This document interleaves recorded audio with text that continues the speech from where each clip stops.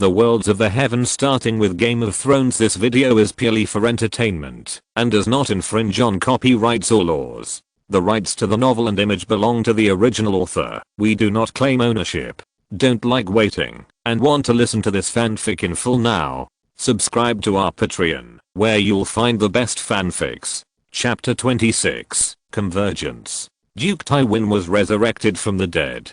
He looked at Xia Changqing in front of him with a very complicated expression. The Seven Kingdoms are really about to usher in a dark moment. A person who can resurrect the dead must have a purpose that others do not understand.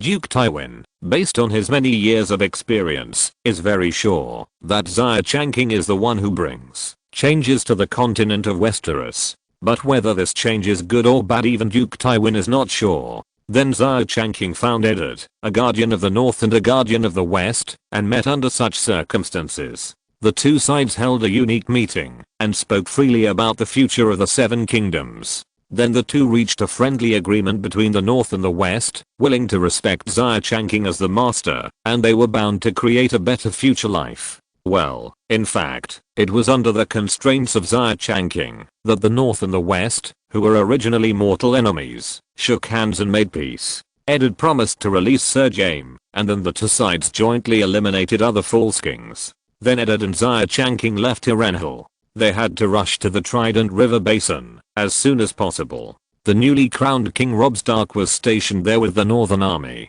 Duke Tywin had also received news that Robb was going to attack Casterly Rock. Eddard had to rush back as soon as possible to stop Robb. In addition to Eddard and Xia Changqing, the two also took away more than 100 Westerly cavalrymen resurrected by Xia Changqing. After leaving Harrenhal, the cavalrymen threw away the signs belonging to the Westerlands, all in order not to cause unnecessary trouble. For example, the Brotherhood without banners. Xia Changqing didn't have time to deal with the Brotherhood without banners yet. He needed to take Eddard to find Robb as soon as possible and then restrain the Northern Army. Whether it was the Northern Army or the Western Army, they were now his army. Starting from Harrenhal and moving along the King's Road, the team rode very fast. In a few days, they arrived at the Trident River Basin. More than 10 days ago, Robb had reunited with Sansa, Arya and others, and learned from them that Ed was still alive. Robb was shocked by the news at first, and then quickly accepted that Ed was resurrected. There are gods in the world, and the people of the North believe in the gods of the ancestors. Robb was grateful for the gift of the gods of the ancestors. Although he is now called the King of the North, all the lords and nobles have sworn allegiance to him. When Ed returns, Robb believes that those lords and nobles will definitely nominate Ed to be the King of the North. But Robb doesn't mind. He is not so keen on power in his heart, and naturally he will not be greedy for the position of the King of the North. After Ed entered the Trident River Basin, he was discovered by the scouts of the Northern Army, and the news was quickly passed back to Robb. Before Ed and Xia Changqing arrived at the place where the Northern Army was stationed, Robb led the nobles to greet Edition. The two sides met halfway. The man riding at the front of the team was Robb. The young wolf lord was sturdy and had a head of fiery red curly hair, which was the color inherited from his mother. Robb rode to Eddard, and he jumped off his horse in a hurry and rushed to Eddard, who had just dismounted. "Father!" Robb's choked voice rang out in Eddard's arms. A large group of lords from the north, who came with Robb, also surrounded him. "Old gods bless you, Lord Eddard, you are really resurrected. Lord Eddard, welcome back. Lord Duke." These people were dressed neatly, and most of them were sturdy. Because the north was relatively cold, their faces were much rougher. The lords of the north surrounded Eddard with excitement or joy, and gathered around Eddard. Eddard was also crying with joy. He thought he would never have the chance to see the people of the north again, but now he is back again. "Robb, you are now the King of the North." Eddard patted the young wolf's shoulder lovingly, and motioned him to stand up. As the King of the North, Robb should maintain his dignity in front of his vassals. "Father, now that you are back, the position of the King of the North will naturally be yours." After these words, Xia Changqing obviously noticed that some of the nobles looked unnatural. Of course, most of the nobles still smiled sincerely. They simply thought that, since Eddard was back, the King of the North would naturally be Eddard. "We will talk about this later. Robb, where is your mother?" Eddard came back this time to control the army of the North for Xia Changqing. So Eddard wanted to take back the position of the King of the North from his son. But this matter cannot be rushed, and Eddard knew that Robb was a filial and good child. Robb would give it to him without him asking. This made Eddard feel a little guilty, which was why he didn't want to mention it now. Mother has gone to the Stormlands. Once she convinces Renly and Stannis, under your leadership, we will definitely be able to wipe out the Lannisters in one fell swoop. Did Catelyn go to the Stormlands? As for the alliance with Renly and Stannis, Eddard felt unnatural laughter hearing it. If Robb knew that the North was now united with the West, I wonder how Robb would react. In short, before these things were said, the atmosphere on the scene was still happy. Lord Eddard, which lord is the messenger of the old gods? After the greetings, someone suddenly took the initiative to ask about Xia Changqing. The title of the messenger of the old gods was the result of Eddard and Xia Changqing's discussion. Because the people in the North generally believe in the old gods, Xia Changqing can do things more conveniently with this title. The lords of the North have longed for Xia Changqing, the messenger of the old gods. A messenger who can resurrect the dead is enough to make them feel awe. The Red Witch of Dragonstone was only able to see some prophecies in the flames, but she was favored by Stannis beyond compare. Before Xia Changqing came, many lords were looking forward to meeting him. Now is a time of war. No one can guarantee that they will always be smooth sailing. If something really goes wrong, an old god messenger who can resurrect people will be the biggest guarantee for them to live again. Xia Changqing took off his hood and faced the lords of the North, causing everyone to exclaim, as if they had seen a god, and many people showed, or in their eyes. This is the messenger of the god of the first men, Xia. Ed introduced to the lords. Chapter 27, Ed is king. Xia Changqing appeared in front of all the lords of the North, and Robb's behavior was the most exaggerated. The young wolf pushed aside the crowd, half knelt on the ground, and faced Xia Changqing with the appearance of a subject pledging allegiance to his lord. My lord messenger, Robb, on behalf of the Stark family in the North, thank you for saving my father. From now on, the North will be your most loyal ally. The young wolf's behavior made some lords very satisfied. The young wolf, who valued friendship and loyalty, was the king of the North that they were willing to nominate. However, some nobles were somewhat dissatisfied with this. Robb was still the king of the North, and only others had the right to kneel to him. Even if Xia Changqing was the messenger of the old gods, he was not worthy of Robb's kneeling. Everyone returned to the camp, where the Northern Army was located. The camp was stationed in the south of Luon City. This location allowed the Northern Army to go to King's Landing, or the west at any time. The Lord of Luon City is the Twin Towers 3 family. Xia Changqing still remembers the bloody wedding planned and implemented by Old Free. The cause of this incident was that the young wolf betrayed his oath. When the war just broke out, the young wolf wanted to lead the army across the Sancha River and had to pass through Luon City. Old Free's condition was that Robb would marry one of his daughters afterwards. But during the war, Robb fell in love with Jean Westerling and married her, even breaking his oath. Old Free was so angry that he turned to Lannister and planned the bloody wedding. Another behind-the-scenes promoter of the bloody wedding was Rose Bolton of the Dreadfort, who was also in the team welcoming Eddard. I just don't know if Old Free and Rose Bolton still have the courage to betray the Stark family after Eddard returns. Everyone returned to the camp, and after welcoming Eddard, the noble lords gathered in the big tent that originally belonged to Robb. Eddard sat in the first seat, while Robb sat to the left of Eddard. Xia Changqing sat to the right of Eddard. When the lords arrived at the tent, they saw the seating arrangement at a glance. In fact, most northerners have a rough character. They are not particular about details, have a bold character, and speak their mind. Even Robb has this kind of character. After seeing most of the lords arrive, Robb stood up from his seat. My lords, you are all the most loyal allies of the Stark family. After learning that my father was in trouble, it was with your support that I was able to win again and again. I'm very grateful for your help. The gods of the ancestors bless you, and send an envoy to bring back my father, your Lord of Winterfell. Before, everyone jointly elected me as the King of the North, but that was when my father was away. Now that he is back, the King of the North should be him. Robb shouted loudly, Eddard Stark is the King of the North. Do you agree? Agree. Lord Eddard should be the king. Agree. He is our King of the North. King of the North. Cheers spread from the big tent until the whole camp was shouting the name of King of the North, Eddard Stark. The new King of the North was born. Although Eddard was the king, the war did not end immediately. Eddard and Xia Changqing knew very well that these northern lords supported the Stark family in the name of revenge against Lannister. If Eddard suddenly announced that they had made peace with the Lannisters, these upright northern lords would never accept this result, and some might even betray Stark. So Eddard needed an opportunity. Before the showdown, the Northern Army was still stationed here, and the friction with the Western Army continued, but there was no big war. Eddard and Tywin tacitly maintained the situation of the struggle between the North and the West. There were constant small frictions, but no big wars. Even so, no one could see that there was something fishy, until Catelyn returned from the Stormlands.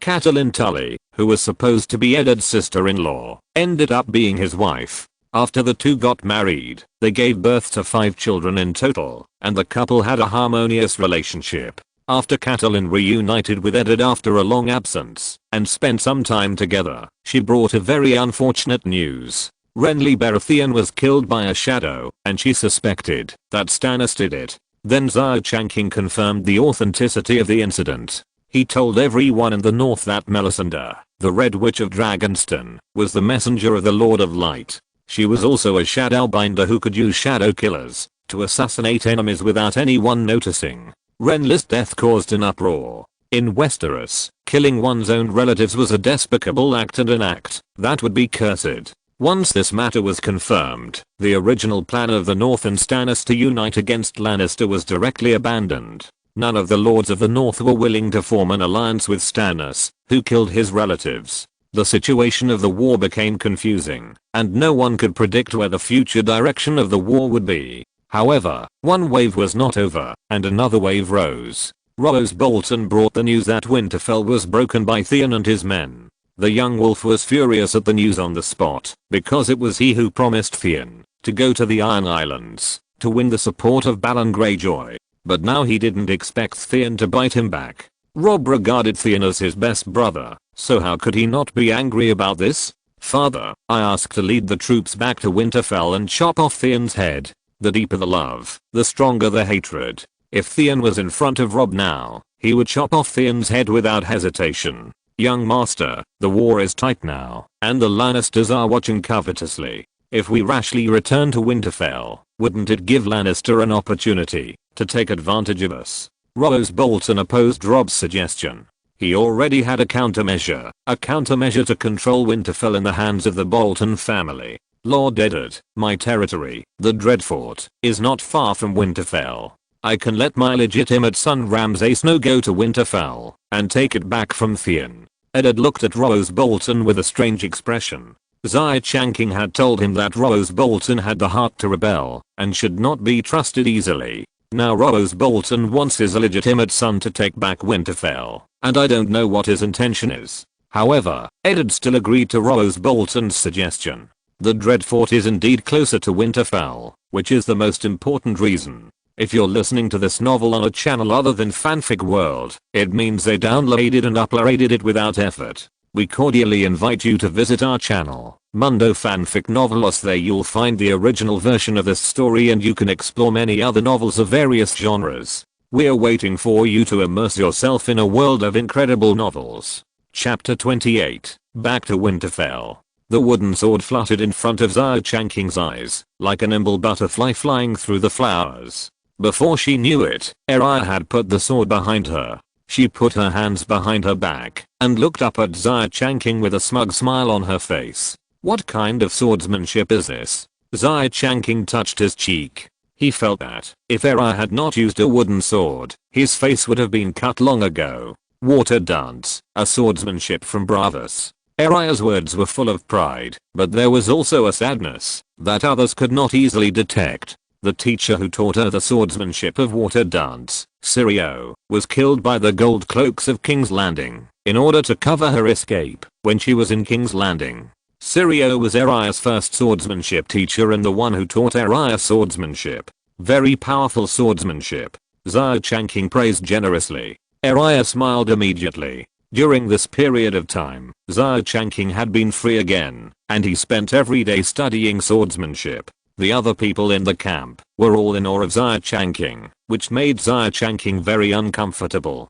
On the contrary, Araya got along well with him. "Lord Xia, are you there?" Just when Xia Changqing and Araya were discussing swordsmanship, Eddard suddenly came to find Xia Changqing. Xia Changqing welcomed Eddard in, and Rob was also with him. When there were other people present, Xia Changqing still gave Eddard face. "Lord Eddard, I wonder what you want to talk to me about." Eddard told Xia Changqing about Theon's capture of Winterfell, and told him about Rose Bolton's proposal. "Lord Xia, I hope you can go back to Winterfell with Robb. Bran and Rickon are still in Winterfell. I'm very worried about them." Bran and Rickon are Eddard's two youngest sons. When Robb went to war, the two children stayed in Winterfell, and Bran broke his leg and was unable to move. Eddard was very worried that Theon would harm them. "My lord, if Bran and Rickon have any accidents, I hope you can revive them." This is a reason why Eddard came to find Xia Changqing. If it was just to go back to Winterfell, Robb could go, and there was no need to ask Xia Changqing specifically. Eddard spoke sincerely, and his eyes revealed pleading when he looked at Xia Changqing. "My lord, I hope you can return to Winterfell with me." The young wolf also begged. "Xia, just agree to it. Father, I want to return to Winterfell with you." Araya on the side also joined in.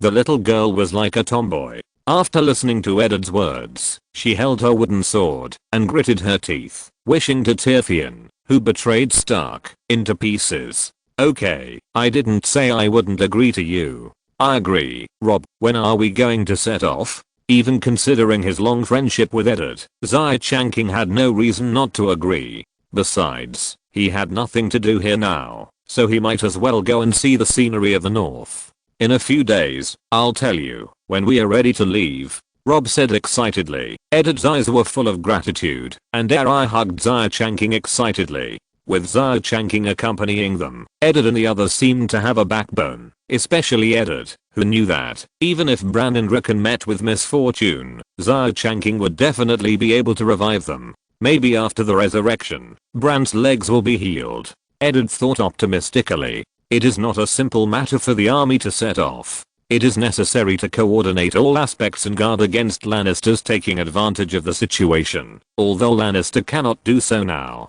However, the other lords of the north did not know about this, so when they learned that Robb was going to lead part of the army back to Winterfell, the lords of the north had to argue. Especially Rose Bolton of the Dreadfort. He suggested sending his illegitimate son to Winterfell to rescue it. Now Eddard wants Robb to throw the soldiers back, which is clearly a lack of trust in him. Rose Bolton also has a temper, especially since he has not shown any signs of betraying Stark, so Eddard had to comfort Rose. After more than 10 days of procrastination, the army heading to Winterfell was ready. Led by Robb, a total of 2,000 cavalrymen, they passed through the Luan city and began to head to the north. After passing the Luan city and entering the King's Road, Robb was anxious and chose to march quickly because he didn't know the specific situation of Winterfell. The cavalry passed through the neck and stepped on the tombs of the ancestors, traveling day and night. When Xia Changqing was about to give up, Robb finally told him that Winterfell was coming.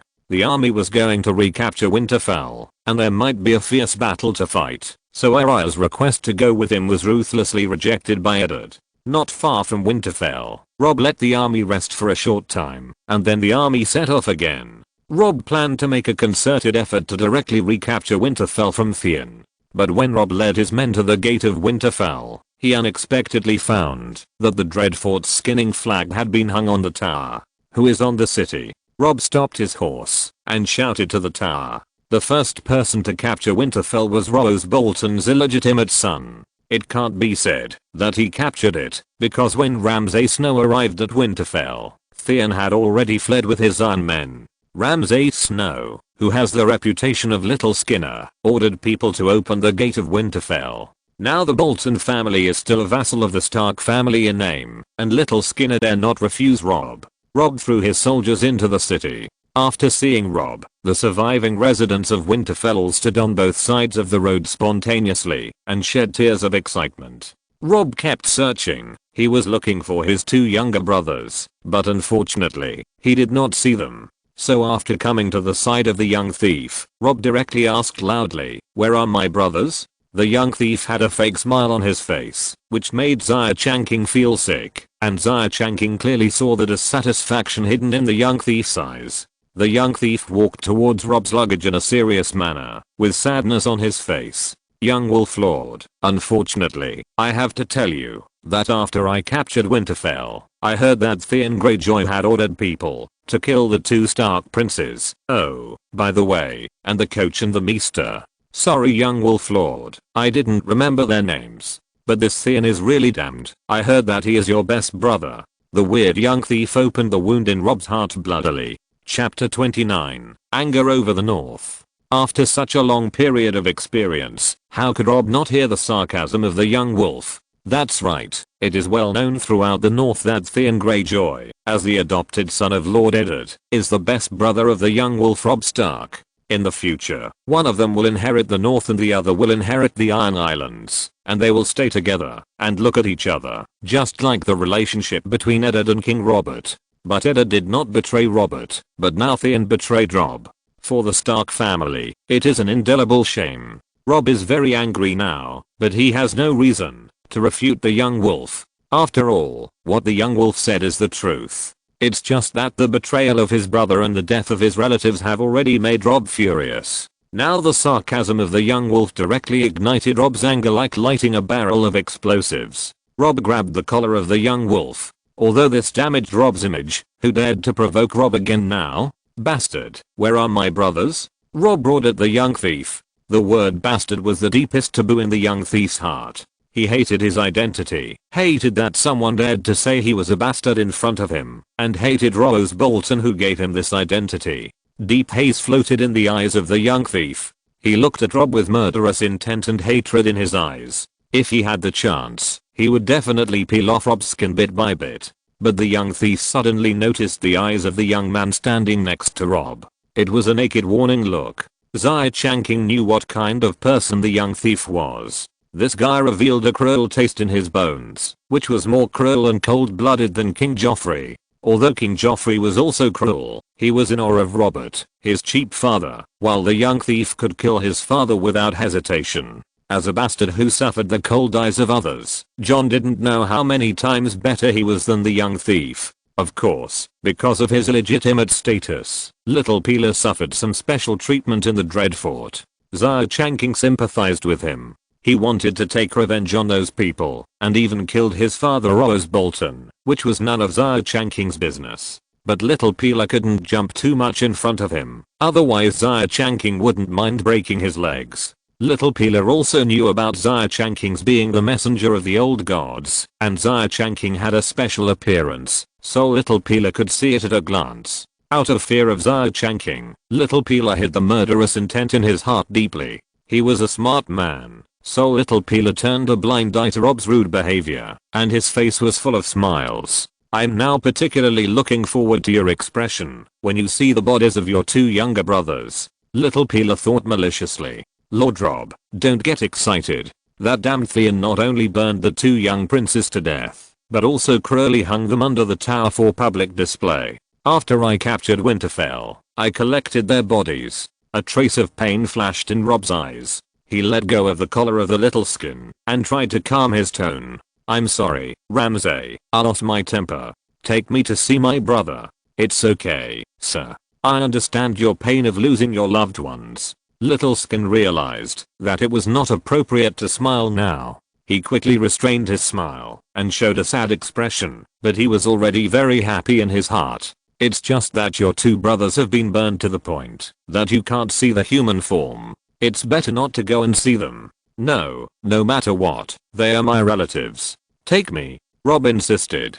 "Okay, sir, since you insist, as you wish." Little Skin led the way, followed by Robb and Xia Changqing, and the 3 of them came to a room. There were 2 wooden beds in the stone house, with 2 thin borders covered with white cloth. Robb was heartbroken. He slowly uncovered the white cloth with trembling hands. He couldn't bear to look at it again after just one look, and quickly covered it again. Looking at this scene, Little Peeler was gloating in his heart. The corpse under the white cloth was really unbearable to look at. At that time, in order to shock the residents of Winterfell, Theon casually captured 2 farmers' sons to pretend to be the sons of the Stark family. In order to prevent others from seeing anything wrong, Theon had the 2 poor children burned with a big fire. Now, except for a trace of human shape on their appearance, other things such as their appearance characteristics are all unclear. Lord Xia. Robb turned his head and looked at Xia Changqing with pleading in his eyes. On the other side, Little Peeler was also observing Xia Changqing. He had received a letter a long time ago, saying that this messenger of the old gods had the ability to resurrect others, and Eddard Stark was resurrected by him. I wonder if the 2 poor creatures who have been burned like this can be resurrected. Xia Changqing ignored the malicious look of the little skinner and shook his head at Robb. He knew his own ability. The corpse of the dead would look the same after resurrection. Robb, although I can revive them, I can't restore their original appearance. Do you want them to live with this appearance? Robb shook his head subconsciously. When he thought that Bran and Rickon had to live in this appearance, he might as well let them sleep in the ground. Father and mother would not agree to revive them again. Robb sighed in disappointment. He originally thought that with Xia Changqing back, even if Bran and Rickon had any problems, they could be resurrected. Unexpectedly, Theon was so cruel that he burned them to death with fire, and only ashes were left. This made Robb's hatred for Theon deepened a little. Actually, Robb, you don't need to be too sad. Xia Changqing suddenly spoke again. He looked at the puzzled Robb and told him the truth directly. I can confirm that these 2 bodies are not Bran and Rickon's. What? The first one who couldn't believe it was Ramsay. If these were not the 2 children of the Stark family, then he would be happy for nothing. How do you know these are not Bran and Rickon's? Ramsay blurted out, looking at Xia Changqing in doubt. Robb didn't seem to pay much attention to why Ramsay was so excited, but like Ramsay, he looked at Xia Changqing in confusion. Xia Changqing looked at Ramsay meaningfully and then explained to Robb, Robb, I don't know if you believe it or not, this is what I saw with my own eyes. I can see that, although Bran and Rickon will suffer some hardships, they are still alive now. Chapter 30 Miracles. Since Xia Changqing has already claimed to be the messenger of the old gods, he doesn't mind acting as a charlatan. As soon as he finished speaking, Robb was full of disbelief. Anyone would say that, but there was no factual evidence for what Xia Changqing said. However, Robb believed Xia Changqing's words. He was excited and asked hurriedly, Lord Xia, can you see where Bran and Rickon are now? Xia Changqing frowned slightly. He just deduced that Bran and Rickon were not dead, based on the original plot. And the 3-eyed crow has been watching Bran, and Xia Changqing doesn't believe that Bran will die easily. However, he only remembers that Bran went all the way north, crossed the Great Wall, and went to the land of eternal winter to find the 3-eyed crow, but Rickon was captured by Robb. But now Robb has returned to Winterfell, he should be able to find Rickon back. As for Bran, Xia Changqing doesn't think that Robb can find him under the arrangement of the 3-eyed crow. I can only roughly judge that they will go north, but I can't confirm the specific location. After all, I'm not a real god. Xia Changqing could only tell Robb this information. North. Robb muttered to himself, and suddenly he said, as if he had suddenly realized something, yes, if Bran and his men escaped from Theon, they would definitely choose to go north. Jon is at the wall, and they must have gone to find Jon. The more Robb thought about it, the more excited he became. I will write to Jon immediately and ask him to meet them at the wall. Xia Changqing watched Robb leave in a hurry, but he didn't have any hope in his heart. Robb might be able to find Rickon easily, but he might not be able to find Bran. As a god who can walk in the world, the 3-eyed raven needs Bran to find him, so he won't let Robb bring Bran back easily. There are not many beings in Westeros that Xia Changqing is afraid of, and the 3-eyed raven is one of them. Although the 3-eyed raven does not have the ability to directly threaten him like the Red Witch Melisandre and the Night King, the 3-eyed raven has the ability to go back to the past and observe history. Xia Changqing is not sure if he can see his origin and purpose if he enters the eyes of the 3-eyed raven, but this is what Xia Changqing has to guard against. But now Bran is heading north to find him, and the 3-eyed raven's main focus is on Bran, so he should not have time to pay attention to other things. As for Bran becoming the three-eyed raven in the future, Xia Changqing also believes that his situation is already established and there is no need to be afraid of an auxiliary. After leaving, Robb immediately wrote a letter and asked the Raven to send it to Jon on the Great Wall, and he personally led the team to the north to search for Bran and Rickon's whereabouts bit by bit. As for Winterfell, Robb directly threw everything to Xia Changqing. Seeing Robb take the cavalry out of the city that day, Xia Changqing sighed helplessly. Fortunately, Robb left him 300 cavalry, otherwise Xia Changqing really had no confidence in restraining the little skinner. Then there was the question of restoring the affairs of Winterfell.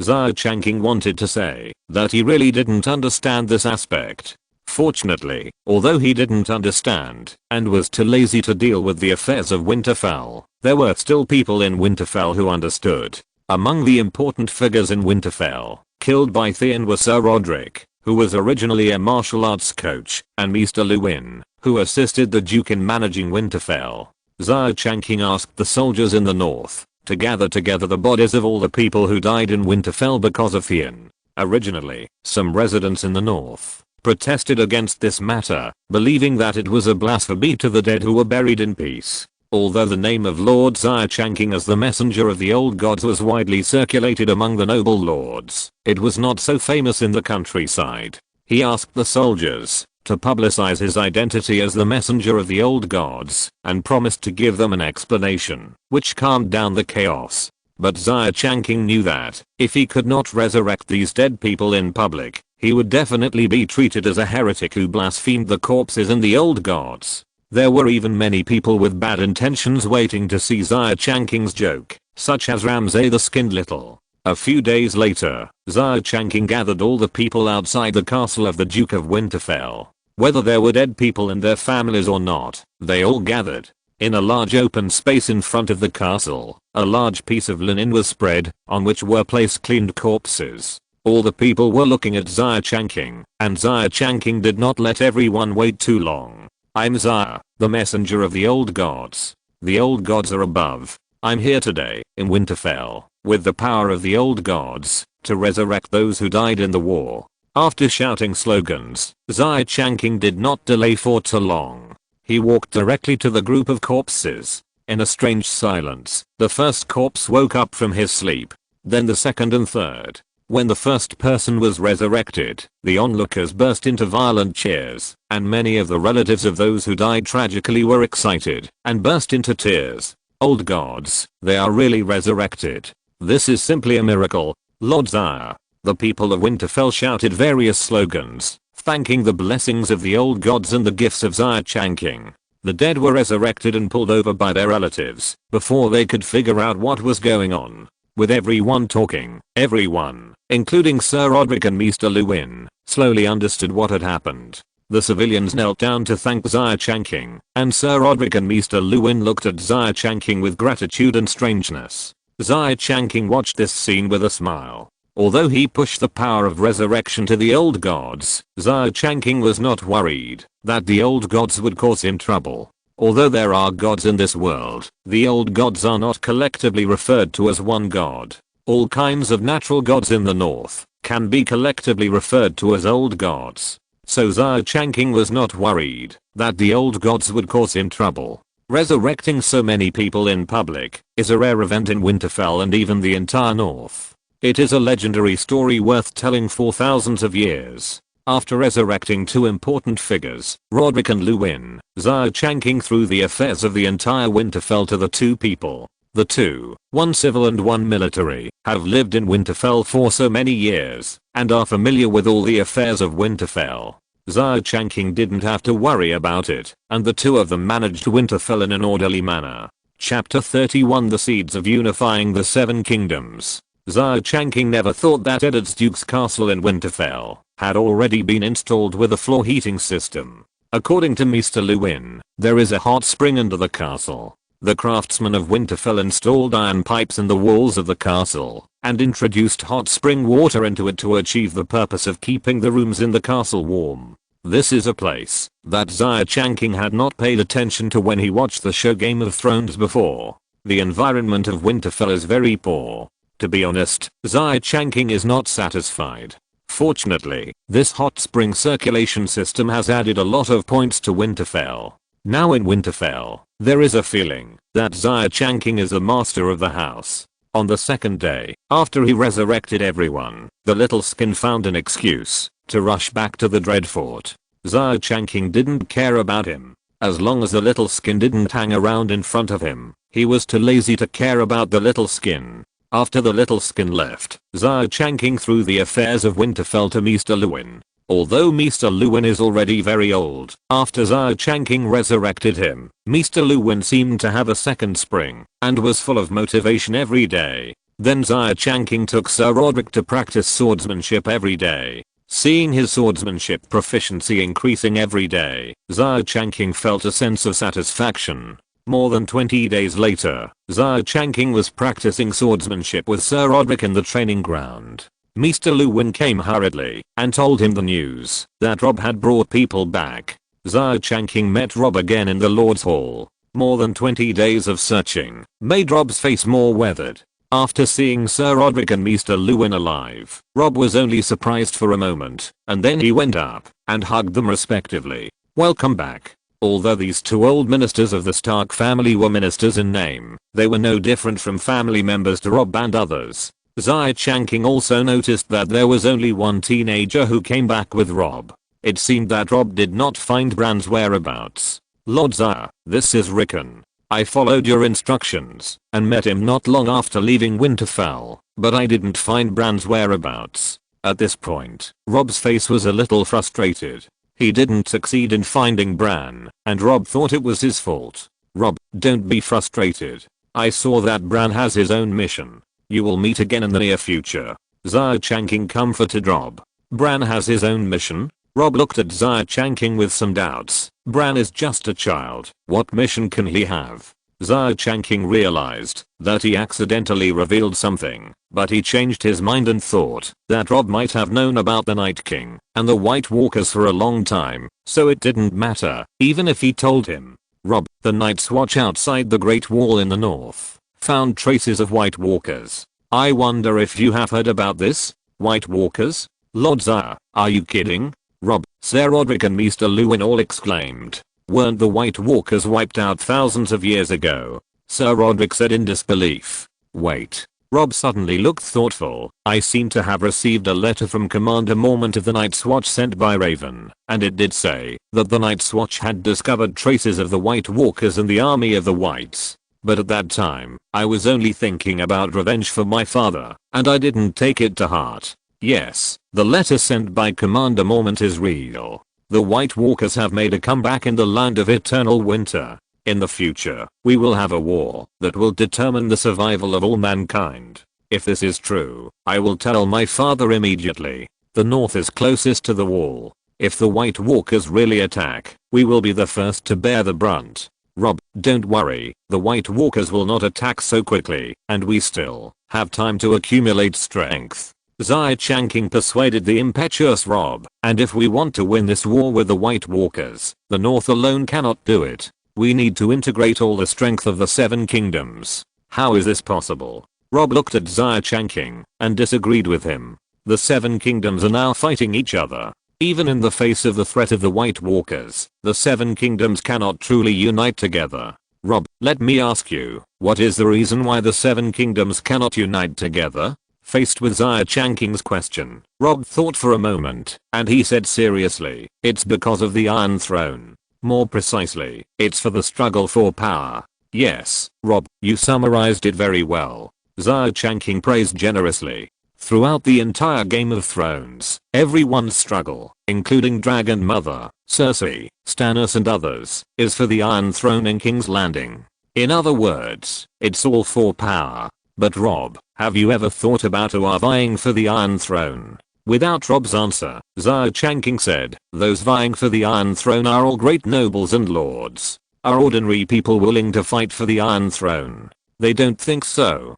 So Robb, as long as those great nobles and lords are eliminated, the common people will not care who gets the Iron Throne. Xia Changqing looked at Robb and said what he was thinking. Robb, it's very simple to integrate all the forces of the Seven Kingdoms. eliminate the Lannister family, eliminate the Baratheon family, and eliminate the Greyjoy family. Eliminate all these opposing forces, and you will naturally be able to unify the entire Westeros, and then concentrate the power of the Seven Kingdoms to fight against the White Walkers. Robb looked at Xia Changqing in amazement. He had never thought about these problems. When sending troops, Robb only wanted to avenge Eddard. Later, he was elected King of the North by the Lords, and he was very satisfied. As for eliminating other forces and unifying the entire Westeros, that was something Robb didn't even dare to think about. Robb, how do you know that you can't accomplish something you haven't even tried? From today on, make the unification of the Seven Kingdoms a goal to be accomplished. Xia Changqing patted Robb on the shoulder, looking like I have high hopes for you. Of course, he also has his own plans. The system requires the establishment of a kingdom of the undead, but it does not say that he must build it himself.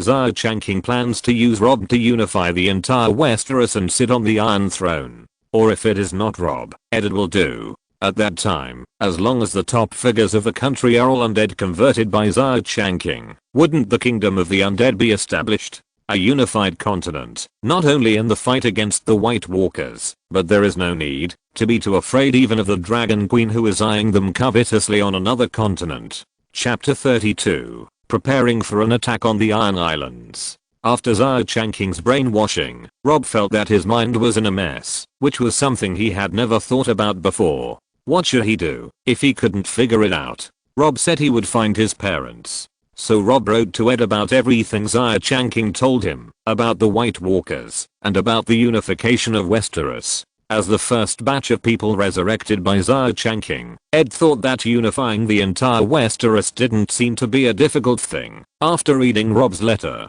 now Tywin in the west is also under Xia Changqing's control, and the two most powerful forces in the entire Westeros, the north and the west, are under Xia Changqing's control. In addition, the warriors resurrected by Xia Changqing all have the characteristics of fearlessness. Ed thinks that unifying Westeros is just a matter of time. Now that there is an excuse for the White Walkers, Ed also thinks that the opportunity to unify Westeros has arrived. In order to fight against the White Walkers, and for the future of mankind in the entire Westeros continent, he is the Stark of the North, and unifying the entire Seven Kingdoms. Isn't that a matter of course? Now that the threat from the west is gone, the first thing Ed had thought of was to destroy the Iron Islands first. The Greyjoys in the Iron Islands are all a group of bandits, ungrateful people who can never be tamed. Take a look at their family motto. It is better to take by force than to work hard. This naked bandit declaration is also a truth that the Greyjoy family upholds. But if you think about it, you can understand it. As a small island west of Westeros, the Iron Islands have a harsh environment, steep terrain, and poor resources. Most of the Ironmen make a living by fishing. In order to have a better life, they can only act as pirates in their spare time, and make themselves rich by plundering. More than a decade ago, King Balon was defeated by Eddard and Robert, which seriously injured the Greyjoy family, but Eddard let the Ironmen go once at that time. Now Greyjoy has led the Ironmen to start a second rebellion, and Eddard vows that he will definitely break the backbone of the Ironmen this time. Sending troops to the Iron Islands is the first step Eddard takes to unify the Seven Kingdoms. It is a very necessary first step to destroy the Iron Islands. Most of the Ironmen act as pirates. They can take a ship directly through the ocean to the north and act tyrannically in the rear of the north. Now that Tywin and he are in tacit agreement, Eddard can let go and attack the Iron Islands first. So Eddard summoned the Lords of the North to his camp and told everyone about his idea. Winterfell was captured, Bran was missing, and the North suffered heavy losses. These factors combined are a great shame for the Stark family. As the saying goes, the Lord is humiliated, and the minister dies. As a vassal of the Stark family, no one will object to this. What? You don't agree to attack the Iron Islands? Tell me, have you formed an alliance with Greyjoy? At this time, no fool jumped out to object. At most, there were lords who were worried about whether Lannister would take the opportunity to enter, but they were ejected by Eddard. Now Stannis on Dragonstone has integrated Renly's army and is going to attack King's Landing with great fanfare. The old lion is not going to support King's Landing.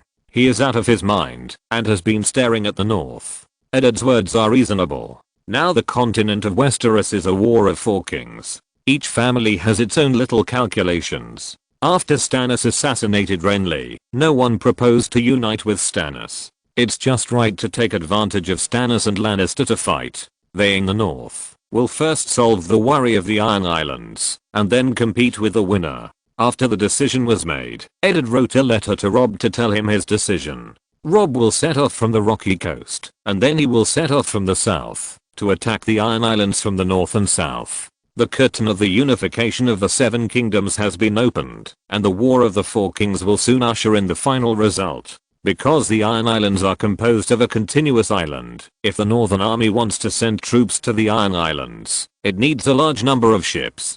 To send troops, build ships first. On the other side, King Balon got the news that Eddard had resurrected, which made him unable to sleep at night. The nightmare that Eddard and Robert brought him more than a decade ago is still vivid in his mind. Then the fleet he sent out to plunder the north returned one after another, and the young wolf of the Stark family returned to the north in person, so that the Ironmen dared not act recklessly.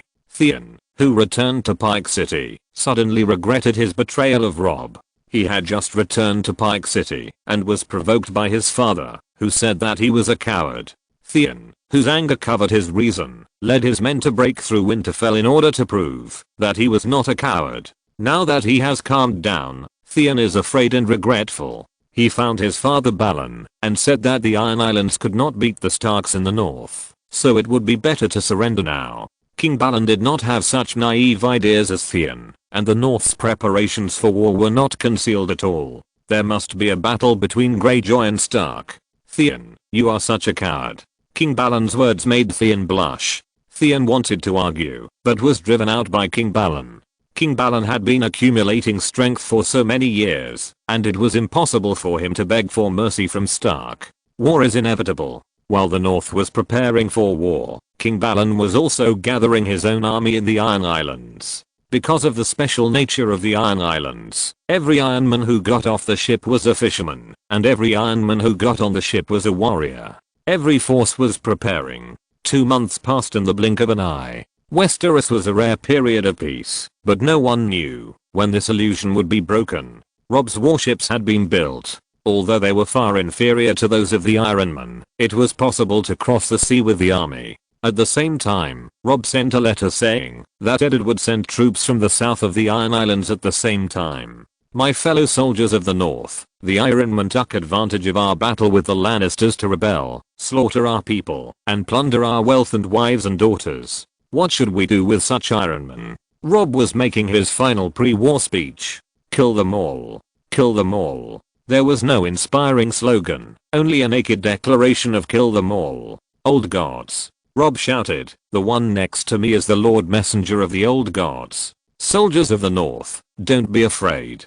Even if we die in battle, the Lord Messenger can still resurrect us. Lord Messenger. Lord Messenger. Everyone in the north knew that Xia Changqing could resurrect the dead. With his backing, the soldiers of the north were not afraid of death at all. Everyone, target the Iron Islands, attack. Robb gave an order, the horn of the troops sounded, and the army marched to the Iron Islands. Chapter 33, Sea Encounter. The fleet of the north set out in a mighty manner, aiming directly at the Iron Islands.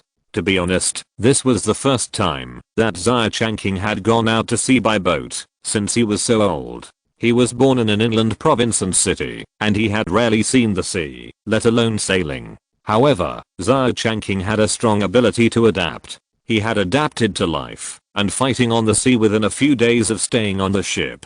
Before Robb's fleet arrived at the Iron Islands, it was discovered by spies sent by King Balon.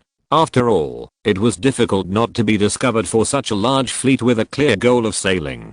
The sailing skills of the Ironmen from the Iron Islands were indeed very powerful. Robb tried to catch up with the spy ship, but failed. However, Robb did not mean to be discouraged. He discussed with Xia Changqing that they had never thought of fighting Greyjoy at sea. It was not only because the combat effectiveness of the northern soldiers at sea was not as good as that of the Ironmen, but also because, if the soldiers who died in the battle died and fell into the sea, Xia Changqing would not be able to fish them out of the sea and revive them. Therefore, landing warfare was the best choice for the northern soldiers. Unfortunately, King Balan was not a fool. He understood the advantages of the Iron Islands. When Rob's fleet was about to reach the Iron Islands, they were stopped by the Greyjoy fleet. It seems that this battle is inevitable. Rob looked at the other fleet with a serious expression. The dense ships were lying on the sea. This was a very shocking scene. Then prepare for battle.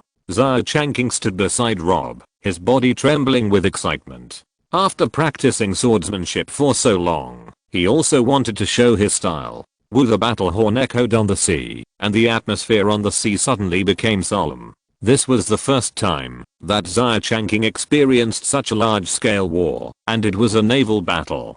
Due to the limitations of the times, war weapons such as artillery did not appear. The most powerful long-range weapon was the crossbow. The fleets of both sides slowly approached, which clearly showed that they were going to fight a head-on battle. Shoot! Rob ordered, and a soldier standing on the watchtower waved flags, and the order was passed down layer by layer to every ship. After a short delay, a rain of arrows flew out from every ship. At the same time, the fleet from the Iron Islands also shot arrows. Xia Changqing crouched under the wooden planks on the edge of the ship, feeling the sharp arrows flying over his head and then nailed to the deck. From time to time, unlucky soldiers were shot, and screams were endless. This kind of long-range attack, which is difficult to aim, kills the enemy entirely by luck and the density of the rain of arrows. After several rounds of rain of arrows, the distance between the two sides was close, and Xia Changqing saw clearly that there was a woman standing on the bow of the other side's flagship. The most tragic string battle that determines the outcome of a war is about to begin. Bang! The ships of both sides collided fiercely, and wide wooden planks were placed between the two ships. The Ironman from the Iron Islands rushed up with various weapons in hand. Rob drew his sword. His face was grim. He didn't expect the other party to dare to attack. He really didn't think he was dying fast enough. Kill! The young wolf shouted, and he led the charge and ran in front of the soldiers. Such a fearless behavior greatly inspired the morale of the northern soldiers. In the game terms, the northern soldiers were given a courage aura. While their morale was high, their combat capabilities were also strengthened. Xia Changqing watched Rob rush up, and he also planned to follow closely behind him and rub the morale of the Iron people. However, as soon as he made a move, more than a dozen northern soldiers surrounded Xia Changqing. This was the task Rob gave them. At all costs, they had to protect the safety of the envoy. The elite soldiers in charge of protecting Xia Changqing were all the best soldiers in the north. They surrounded Xia Changqing tightly to prevent him from being hurt, which also made Xia Changqing's idea of going into battle to kill the enemy fall through. The identity of the old god's messenger brought Xia Changqing a lot of conveniences, but at the same time, it also brought a lot of restrictions. Everyone in the north regarded Xia Changqing as a walking god on the earth and would not allow him to take any risks. Xia Changqing was helpless. He looked at Rob, who was fighting on the front line. The battle had just begun, but they fought without any rules, just fighting each other. From time to time, the Ironman fell down, and many northern soldiers were also killed and injured. Xia Changqing was very anxious. Rob, don't be impulsive. Don't forget the battle plan we have formulated. Rob, who was fighting fiercely, heard this and immediately withdrew from the battlefield. He touched the blood on his face and shouted loudly, "Everyone, line up, line up." Following Rob's order, the northern soldiers began to deliberately move together. Although the northern soldiers continued to die in the process, after a while, they finally formed a formation. The white shields were raised in front of them, and the shields were arranged tightly together, like a turtle with its head shrunk, leaving the Ironman with no place to start. At this time, the spears equipped by the northern soldiers came into play. The length of a spear is at least 3 times that of an ordinary iron sword, and the spear is easy to use. Soldiers can master it without much training. At this time, the northern soldiers have formed a formation, and the Ironmen are coming one after another without any rules. On the northern soldiers' side, the shields that are connected together block the attacks of the Ironmen, and the spears that continue to extend from the gaps in the shields are harvesting the lives of the Ironmen. This scene is not only happening on Rob's flagship, but also on almost all ships from the north. The Ironmen are afraid of being killed, and they push and shove each other, and dare not go forward to fight again. This is a very incredible thing for the Ironmen who are rampant on the sea. The Ironmen realized that they could not break the Northern soldiers' defense like a turtle shell, and now they are on the sea, and they don't have the ability to fly to break through the opponent's back. The battle failed, and the Ironman fleet began to retreat. Robb did not order a pursuit. He was very clear-headed. Once they pursued, the Northern soldiers would definitely not be able to maintain their formation. In a head-on fight at sea, the Northern soldiers were no match for the Ironmen. Robb's original goal was to wipe out the Ironmen on land, so when the Ironman fleet began to retreat, Robb ordered not to pursue rashly, but just to harass them with arrows. After watching the Ironman fleet disappear, Robb began to reorganize his fleet and collect the bodies, whether they were from the Northern soldiers or the Ironmen. As long as Xia Changqing was resurrected, they would all be his own. Chapter 34, Bringing Warmth to the Ironborn. Xia Changqing, who was well protected, was not able to show his strengths in the battle. Now after the battle, it was time for him to be busy. The fleet set out again, and Xia Changqing also began to move. He sat in a small boat and kept shuttling between the warships. Every time Xia Changqing left a ship, deafening cheers would erupt behind him. The resurrection of dead comrades in front of their eyes was the best way to boost the morale of these brave soldiers. Therefore, they did not have to worry about being killed in battle. Of course, they still had to be careful not to fall into the sea, otherwise even the envoy could not save them. The morale of the Northern fleet was high, slowly approaching the Iron Islands. The Iron Islands consisted of 7 main islands, and the castle of the Greyjoy family was located on Pike Island. Robb did not attack Pike Island immediately. In fact, before the start of this trip, Xia Changqing seriously told Robb that they were not here to defeat Greyjoy. The Greyjoy family adheres to the ancient ways of the Ironmen. Even if they surrender this time, the Greyjoys will still rebel next time they have a chance. Xia Changqing's purpose is very simple, that is, to break the backbone of the Ironmen in one battle, and cut off the firewood for the Ironmen. The land area of the north is unique in the Westeros continent, but there are very few residents in the north, and many places are in a state of no one cultivating. Now all the residents of the Iron Islands are living in dire straits. The purpose of Xia Changqing's trip is not to bring them war, but to bring them warmth. Leaving the barren Iron Islands and heading to the north, everyone can get a piece of land. Although winter is coming soon, the north has enough material storage to help people survive this winter. After this long winter is over, the Ironmen will automatically become the people of the north. As for some Ironmen who are unwilling to accept the warmth brought by Xia Changqing, that is easy to deal with. Under the spear and sword, Xia Changqing believes that they will be willing. Robb led his men to land on Salty Edge Island. Long before the arrival of the Northern fleet, the Ironmen on Salty Edge Island had already discovered the traces of the Northern soldiers. After all, it would be hard not to discover such a large number of warships. However, the embarrassing thing was that King Balon had already gathered the soldiers who could fight on Pike Island.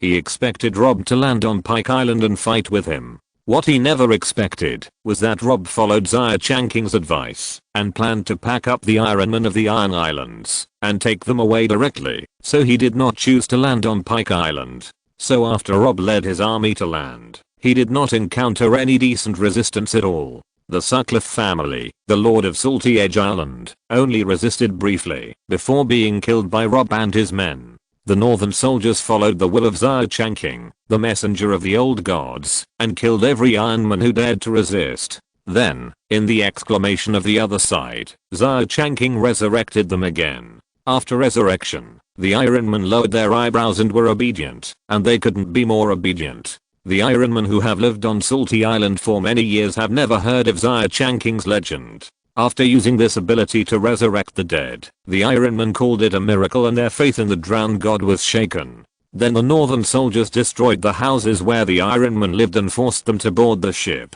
and go to the north. Robb shouted loudly that he was the young master of the north. He promised to provide food, shelter, and land for every Ironman who went to the north. Originally, the Ironmen were under the spears and swords of the Northern soldiers and had to obey Robb's orders and board the ship with their families. Now after hearing Robb's promise, many people were moved in their hearts, as if being taken to the north was not a bad thing. With Salty Island as the center, The northern soldiers sailed to other islands except the Iron Islands, implementing the same policy as on Salty Island. The rebels were killed directly, and all habitable buildings were destroyed. All Ironmen, regardless of size, had to board the ship to the north. Rob brought 1,000 soldiers to Pike Island. The northern soldiers set up defense lines along the coastline. Their purpose was not to attack Pike City, but to buy time for the soldiers going to other islands. Even if King Balan learned what happened on other islands, Rob would not let him send troops to rescue. On the other side, Xia Changqing led the team and they visited each island one by one. Wherever they went, there was wailing everywhere and not a single blade of grass was left. Xia Changqing watched this scene coldly. He did not think that it was a mistake to force these Iron people to leave their homeland. To be honest, the Iron people lived on the Iron Islands, did not produce anything, and made a living by fishing and looting. After all, it was not a long-term solution. No matter what, the Starks in the north were kind-hearted. Being a northerner was always better than being a pirate. Just when Xia Changqing and Rob were constantly moving here, King Balan of Pike City also learned what was happening on various islands. In a short time, the nobles of the Iron Islands were in an uproar. Lord Balan, the wolf cubs in the north, are trying to cut off the roots of our Iron Islands. Are we just going to stand here and watch? Yes, Lord Balan, Robb Stark, the wolf cub, only has about 1,000 soldiers. Give me 500 people, and I will be sure to kill them all. The nobles were in an uproar and expressed their opinions in King Balan's castle in Pike City. King Balan's eyes were deep, and his heart was extremely angry, but he had long developed a character that did not show his emotions. At this time, facing the lords and nobles who were talking, he simply coughed lightly. The accumulated prestige over the years made the hall quiet instantly. Asher, are you sure Robb Stark only brought 1,000 soldiers? Balan asked in a hoarse voice. Yes, father, I can confirm that there are only 1,000 northern soldiers stationed on Pike Island at this time. In the rebellion more than a decade ago, Balan's 2 children died at the hands of Stark, and the third son Theon was taken to Winterfell as a hostage. For many years, Balan has been training his daughter Asher, hoping that Asher will be able to take charge of Pike City in the future. Asher, take your men to kill all those arrogant northerners. King Balan ordered, but then he said, just one thing, save Robb Stark's life. Asher looked at King Balan in confusion, not understanding why he wanted to save Robb's life. King Balan was not a kind person. Ahem. King Balan coughed. Everyone, if we capture Robb Stark, we will have the capital to negotiate with the north, so I don't want anyone to kill him on purpose. Do you remember that? The lords looked at each other, unable to believe that this was what King Balan said. If you're listening to this novel on a channel other than Fanfic World, it means they downloaded and uploaded it without effort. We cordially invite you to visit our channel, Mundo Fanfic Novelos. There you'll find the original version of this story and you can explore many other novels of various genres. We're waiting for you to immerse yourself in a world of incredible novels. Chapter 35, Enemy at the Gate. King Balan is old after all. When he learned that Eddard Stark was still alive, he was already afraid. However, the title of King of the Iron Islands prevented him from showing his fear, but when he sent Asher to attack Robb's army, he couldn't help but show this fear. Fortunately, this brief act of fear was not discovered by the nobles of the Iron Islands. King Balan watched Asher leave, his heart full of haze. It seemed that he had lived under the shadow of Eddard Stark all his life, and it was difficult for him to turn over. He waited for so many years and finally waited for Eddard's death. But who would have thought that an old god messenger would pop out of thin air and resurrect the old direwolf? The drowned god, if you can hear my prayer, please send a messenger to the Iron Islands. Unfortunately, the drowned god didn't seem to be able to hear Balan's prayer. Asher led the Ironborn army and began to attack Robb. Robb held the coastline, using a formation of shields and spears to defend the Ironmen, causing heavy casualties. There were also smart people among the nobles of the Iron Islands. Robb's formation had obvious flaws. As long as a team of troops was sent to attack from behind, Robb's army formation would definitely collapse directly. The Ironmen grew up in the sea, and they were very good at swimming. Although the position where Robb led his army was close to the turbulent seashore, there were still Ironmen who could bypass the reefs and attack Robb from behind. Seeing the defeat of the Ironman, the nobles of the Iron Islands promised a large amount of bounty. As the saying goes, there must be a brave man under a heavy reward. Moreover, the resources of the Iron Islands are poor, and the life of the Ironman is already very difficult. Under the stimulation of a large amount of bounty, the Ironman soldiers stuck ships and began to attack Rob from the sea. "Look, what is that?"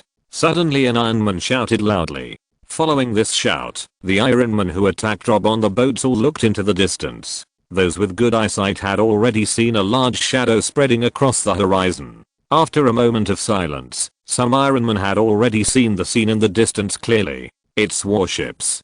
Countless warships. The mood of doubt began to spread among the Ironmen.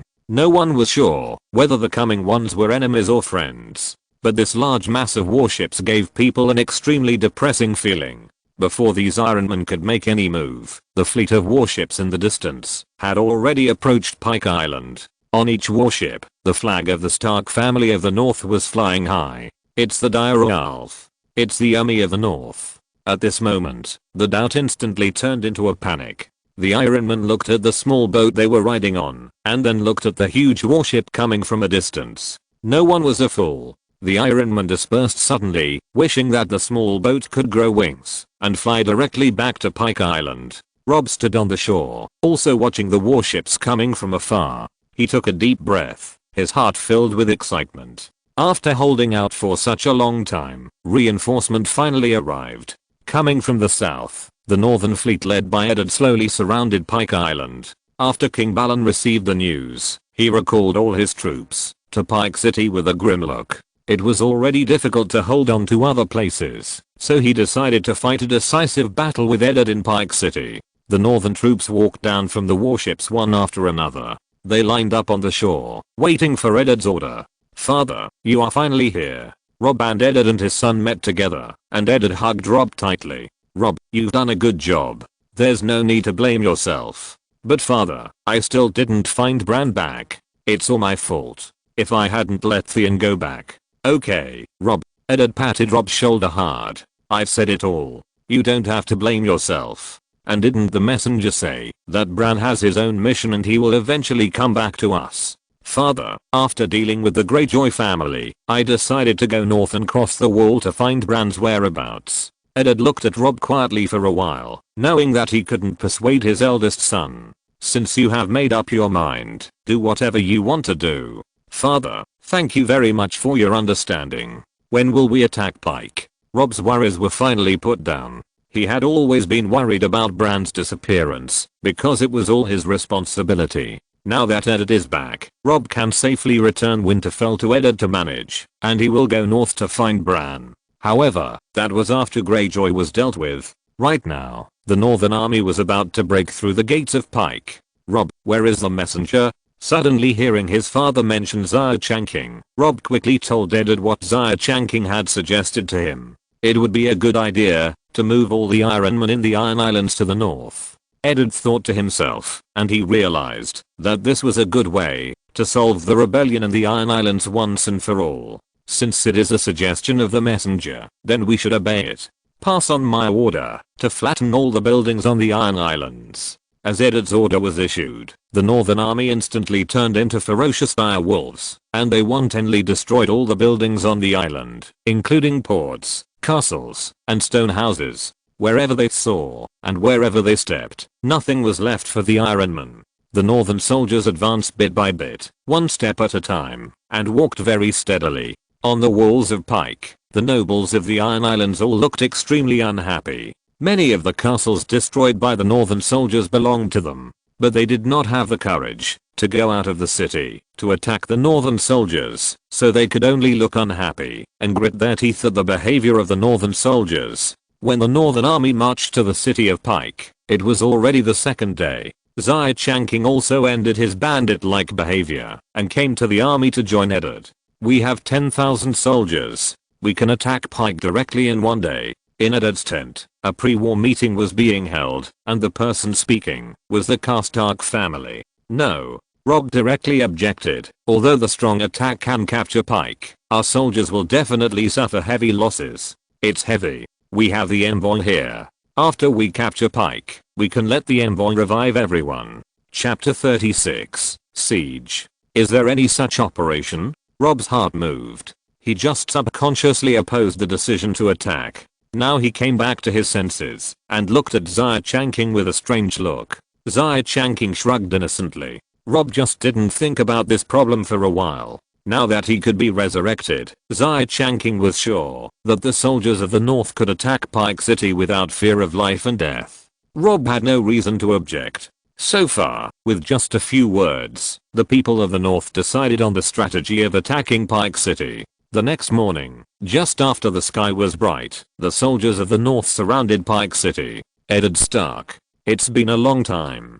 King Balon appeared on the wall of Pike City with the nobles of the Iron Islands. Hearing King Balon's greeting, Eddard stepped out of the crowd and looked up. Balon Greyjoy. We meet again. Eddard's face was firm, and his voice was loud. He looked at his defeated general and his heart was as calm as still water. King Balon's hands were trembling slightly as he held onto the city wall. It was unknown whether it was because of fear. Lord Balon, open the city gates and surrender.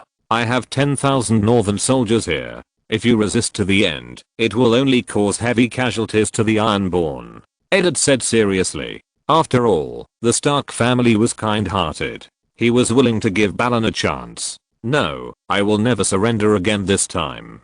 King Balon said coldly. He had surrendered once more than 10 years ago, and he didn't want to surrender a second time. The walls of Pike are high and thick. Although you have 10,000 northern soldiers, I have many Ironmen in Pike. We will know who will win after the battle. Lord Balon, why are you so stubborn? The one next to me is the messenger of the old gods, Lord Xia. My northern soldiers can be fearless, because the messenger will resurrect them afterwards. If you Ironmen die, you will really die. Humph. King Balon snorted coldly. He had noticed the commotion of the nobles of the Iron Islands behind Eddard after he said these words. Theon. Balon turned around and called out with a cold face. Theon walked out from behind Asher. His expression was very tangled, but King Balon would not allow Theon to hesitate. Asher, listen to my orders. If Theon can't shoot the messenger of the old gods to death, you kill him. King Balon ordered Asher in a cold voice. Theon is a great shooter. This is a fact recognized by everyone in the North. King Balon wants Theon to shoot Xia Changqing to death. Theon's face was filled with fear. He watched his sister draw her sword directly. He knew that, now that things had come to this, he could only obey his father's orders. Theon took the bow and arrow from his back and walked slowly to the edge of the city wall. Seeing Theon suddenly appear, Rob's face changed instantly and he shouted, Theon. Swoosh. Before Rob finished speaking, an arrow flew through the air, aiming directly at Xia Changqing. Everyone was shocked. No one expected Balon to take such a risky move, especially Xia Changqing. He stared at the sharp arrow shot at him, and his heart beat faster in vain. In just a moment, he felt dry mouth and tongue. At this moment, he had no time to think about defensive measures. Before he was about to be shot, Xia Changqing jumped up and fell off his horse in embarrassment. Ugh! Xia Changqing groaned and fell in a hurry, unfortunately spraining his foot. Fortunately, he successfully dodged the arrow, but the northern soldier standing behind Xia Changqing was not so lucky. He was shot through the neck by Theon's arrow. Theon's archery is as good as it is said to be. Eddard and the others went from being shocked to being furious and quickly protected Xia Changqing.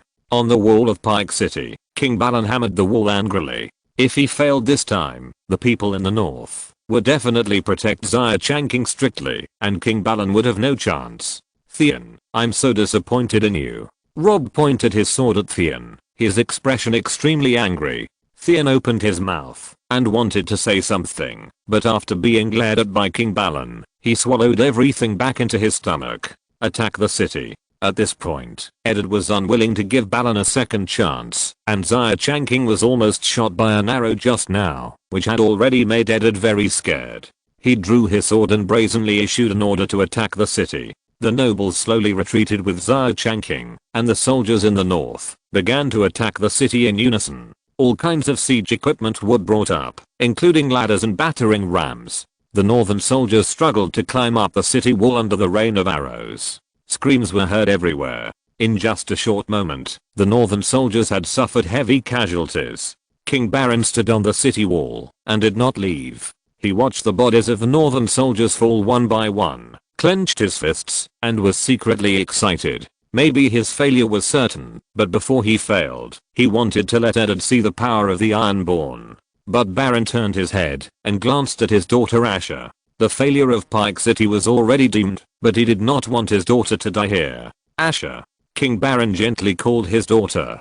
Father. Asha, listen to me. Yes, father. Take your men to the path below the city and leave the Iron Islands. Daenerys of the Targaryen family is on the other side of the narrow sea. You go to her. Remember, before you have the strength, don't think about coming back to avenge me. King Balon finished his arrangement for Asha in a quick tone. He looked at his daughter with a look of astonishment, and there was a rare expression of pity in his eyes. Asha, my daughter, don't hesitate. Go quickly. Don't let others find out. Father, what about Theon? Asha looked at King Balon hesitantly and mentioned Theon. No matter what, Theon has the blood of the Greyjoy family flowing in his body. A trace of coldness flashed in King Balon's eyes. He glanced at Theon coldly, and he no longer regarded Theon as his son in his heart. Asha, leave quickly. Asha already understood what her father meant, but at this critical moment, she wanted to disobey Balon's order for the first time. After all, Theon was her brother, and Asha would not abandon him. I'm sorry, father. Asha said softly to Balon, and then she trotted to Theon without waiting for King Balon to react. Don't talk, follow me. Asha pulled Theon and carefully observed the noble lords around. After finding that they were all staring at the wall nervously, she pulled Theon to leave the city wall. Asha, where are we going? Theon finally couldn't help asking. Asha turned around and glanced at her brother, the person closest to her in the world except Balon. Let's go to the other side of the narrow sea and seek refuge with the mother of dragons, Daenerys. Chapter 37. Death of Balon and the Fall of the Iron Islands. Behind Pike City is a cliff. Going down the cliff, you can go straight into the sea. Asha pulled Theon, and the two rowed a small boat and sailed towards the other side of the narrow sea. As if they felt something, the brother and sister turned their heads at the same time and looked in the direction of Pike City. Northern soldiers like ants poured into the city wall of Pike City. Asha's face was full of sadness. Unlike Theon, Asha, who grew up with Balon, had a lot of feelings for Balon. But Theon's face was full of confusion, which was confusion about his future. The figures of the two siblings had gone far away, and on the top of Pike City, King Balon looked at the northern soldiers pouring into the city wall, and knew in his heart that the situation was over. King Balon looked at the northern soldiers who surrounded him, and a trace of sadness flashed in his eyes, but there was more determination in his eyes. King Balon had been a hero for a lifetime, and he knew that he didn't have a third chance, so he didn't plan to surrender to Eddard a second time. Clang. Balon drew out his sword and took a last lingering look at Pike Island and the Iron Islands in the distance. He seemed to see Asha and her brother sailing in the distance. The sword was sharp. Balon had killed countless enemies with it. Now, he would die under this sword. King Balon held the sword across his neck. He would never surrender a second time. The sword cut across his neck, blood flowed, and the pain came. Balon felt darkness coming in front of his eyes. His consciousness became more and more blurred. Before he closed his eyes, he saw Eddard Stark slowly walking to his side. Balon was dead, Pike City fell, and the flag of the Northern Direwolf was planted on the top of the city. We are a step late. Looking at Balon's body, Robb said with some regret. He had just observed the entire city, but did not find Theon's whereabouts. Robb had already planned to catch Theon himself and ask him why he betrayed him. But now that Pike has been conquered, Theon is nowhere to be found. Eddard also thought of his adopted son. Even if it was a kitten or a puppy, after raising them for many years, they would have deep feelings for them, not to mention Theon who grew up with the Stark children. Eddard felt a little heartbroken about Theon's choice, but he did not blame Theon too much. This was the path Theon chose himself, and even if he died in the end, it was his own choice. Just like Eddard chose to submit to Cersei in King's Landing, he did not blame the result. It was his own choice. Robb, you want to know Theon's whereabouts? Do you want me to resurrect old Balon? Then you will naturally know Theon's whereabouts. Xia Changqing was still limping at this time. He was still scared when he jumped off the horse. If he hadn't dodged quickly, he might have been shot to death by Theon's arrow. The iron must be hard to forge. Xia Changqing thought to himself that he had to hone his skills. It's better not to. Ed looked at Xia Changqing. My lord, Balan Greyjoy is so old. Let him die like this. May the old gods bless him. Xia Changqing smiled indifferently. Although he wanted to build a kingdom of the dead, one less Balan would not be much, and one more Balan would not be much. Since Robb did not intend to ask about Balan and Theon's whereabouts, he would not specifically resurrect Balan. After the three of them had a brief conversation, the northern soldiers had already entered the interior of Pike City, and there were sporadic shouts of killing. Most of the Ironmen chose to surrender after Balan's death. Even the Ironmen would feel fear in the face of death. As for the small number of Ironmen who still resisted, they were no longer a concern. Xia Changqing stood on the city wall, looking down at the flames of Pike City. This magnificent castle, where the Greyjoy family had taken root for many years, was now about to be destroyed. From then on, there were no more Ironmen on the Iron Islands. Maybe there will be people who migrated from other places and rerouted, and lived in the Iron Islands in the future, but they will no longer be Ironmen. Robb, put away your sympathy. If you sympathize with them now, why not think about how to make their lives better after bringing them to the north? Xia Changqing turned around and saw the sympathy in Robb's eyes. He realized that Robb was not yet 20 years old and was still a kind-hearted young man. Robb withdrew his gaze from Pike City. He just saw the northern soldiers roughly driving the Ironmen out of their homes, and he felt a little sympathetic. In fact, without Xia Changqing saying anything, Robb could understand this in his heart. Going to the north to live may be a better choice for the Ironmen. The Ironmen may not be able to accept it for a while, but Robb does not mind their resentment towards the North and the Starks. He will use his actions to prove that the Stark family can bring them a better life than the Greyjoy family. It took less than half a day for the Northern soldiers to put out the rebellion from a small number of Ironmen. Then the Northern soldiers drove out the Ironmen from house to house, collected all their property, and destroyed their homes. The Northern soldiers would not hold back on any Ironman who did not cooperate, and no one would be spared under the sharp sword. No matter how the Ironmen cried and begged, the Northern soldiers remained unmoved and drove the Ironmen to board the ships to the north. While the soldiers were busy, Xia Changqing was not idle either. He first walked around the city wall and resurrected the soldiers and Ironmen who died in the war. After just this one circle, his skill level was raised by 1 level. However, the number of people who died in this war was too many, and Xia Changqing's spirit was quickly drained. He had to hold on to avoid fainting. Fortunately, the matter of the Ironmen moving to the north was not something that could be completed in a day or two. Xia Changqing stayed in Pike City, and his daily work was to revive one person after another in a boring way. Faintly, he felt that the kingdom of the dead that he wanted to build was about to be completed. From King's Landing to the north, and then to the Iron Islands, the people resurrected by Xia Changqing were enough to form an army of the undead. His Return of the Dead skill was upgraded from level 1 to level 2, which resurrected 10 people, and to level 3, which resurrected 100 people. Now that his skill has been upgraded to level 4, he has resurrected at least 1,000 people. With the power of Westeros, Xia Changqing is confident that only 1,000 fearless undead will form a legion, which is enough to sweep across the entire continent. But Xia Changqing knows that these people are far from enough, because his enemies are not the nobles on the Westeros continent, but the White Walkers from the land of eternal winter. Chapter 38, Stability in the South. 3 months have passed since the Northern Army broke through Pike City and completely controlled the Iron Islands. The Iron Islands immigration plan, which is in full swing, has not been completely completed yet. The Ironmen need to overcome various difficulties before they can really take root in the vast land of the north. For a time, the war on the continent of Westeros seemed to have nothing to do with the Northerners. The betrayal of Vault-Free and Rose Bolton, which was supposed to happen, did not happen now. Because of Xia Changqing's arrival, the situation on the entire continent of Westeros has changed a lot. Of course, there are many things that have not changed. Turn your eyes to the south. After integrating the army that originally belonged to Renly, Stannis of Dragonstone became stronger. He ordered the Onion Knight to recruit some pirates and sharpened his knife to capture King's Landing.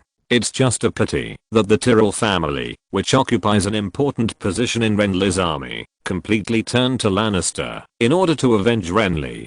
After all, whether it is the Knight of Flowers or the Little Rose, they are all Renly's lovers. The famous Battle of the Blackwater took place under such circumstances. The wildfire developed by the fire wizards of King's Landing first hit the army of Dragonstone, directly destroying most of their ships and soldiers.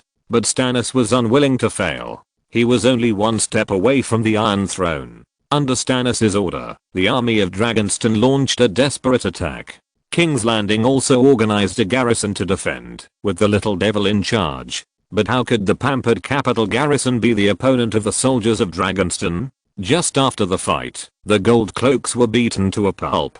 Stannis saw the hope of victory at once. He shouted and rushed to the Gold Cloaks. With such a commander, the soldiers under Stannis were full of morale and victory was in sight. But just when the fruits of victory were about to be obtained, Duke Tywin suddenly led the Westerland soldiers to attack from the flank. Under the sudden attack, Stannis' army did not react at all, and countless soldiers died tragically at the hands of the Westerland army.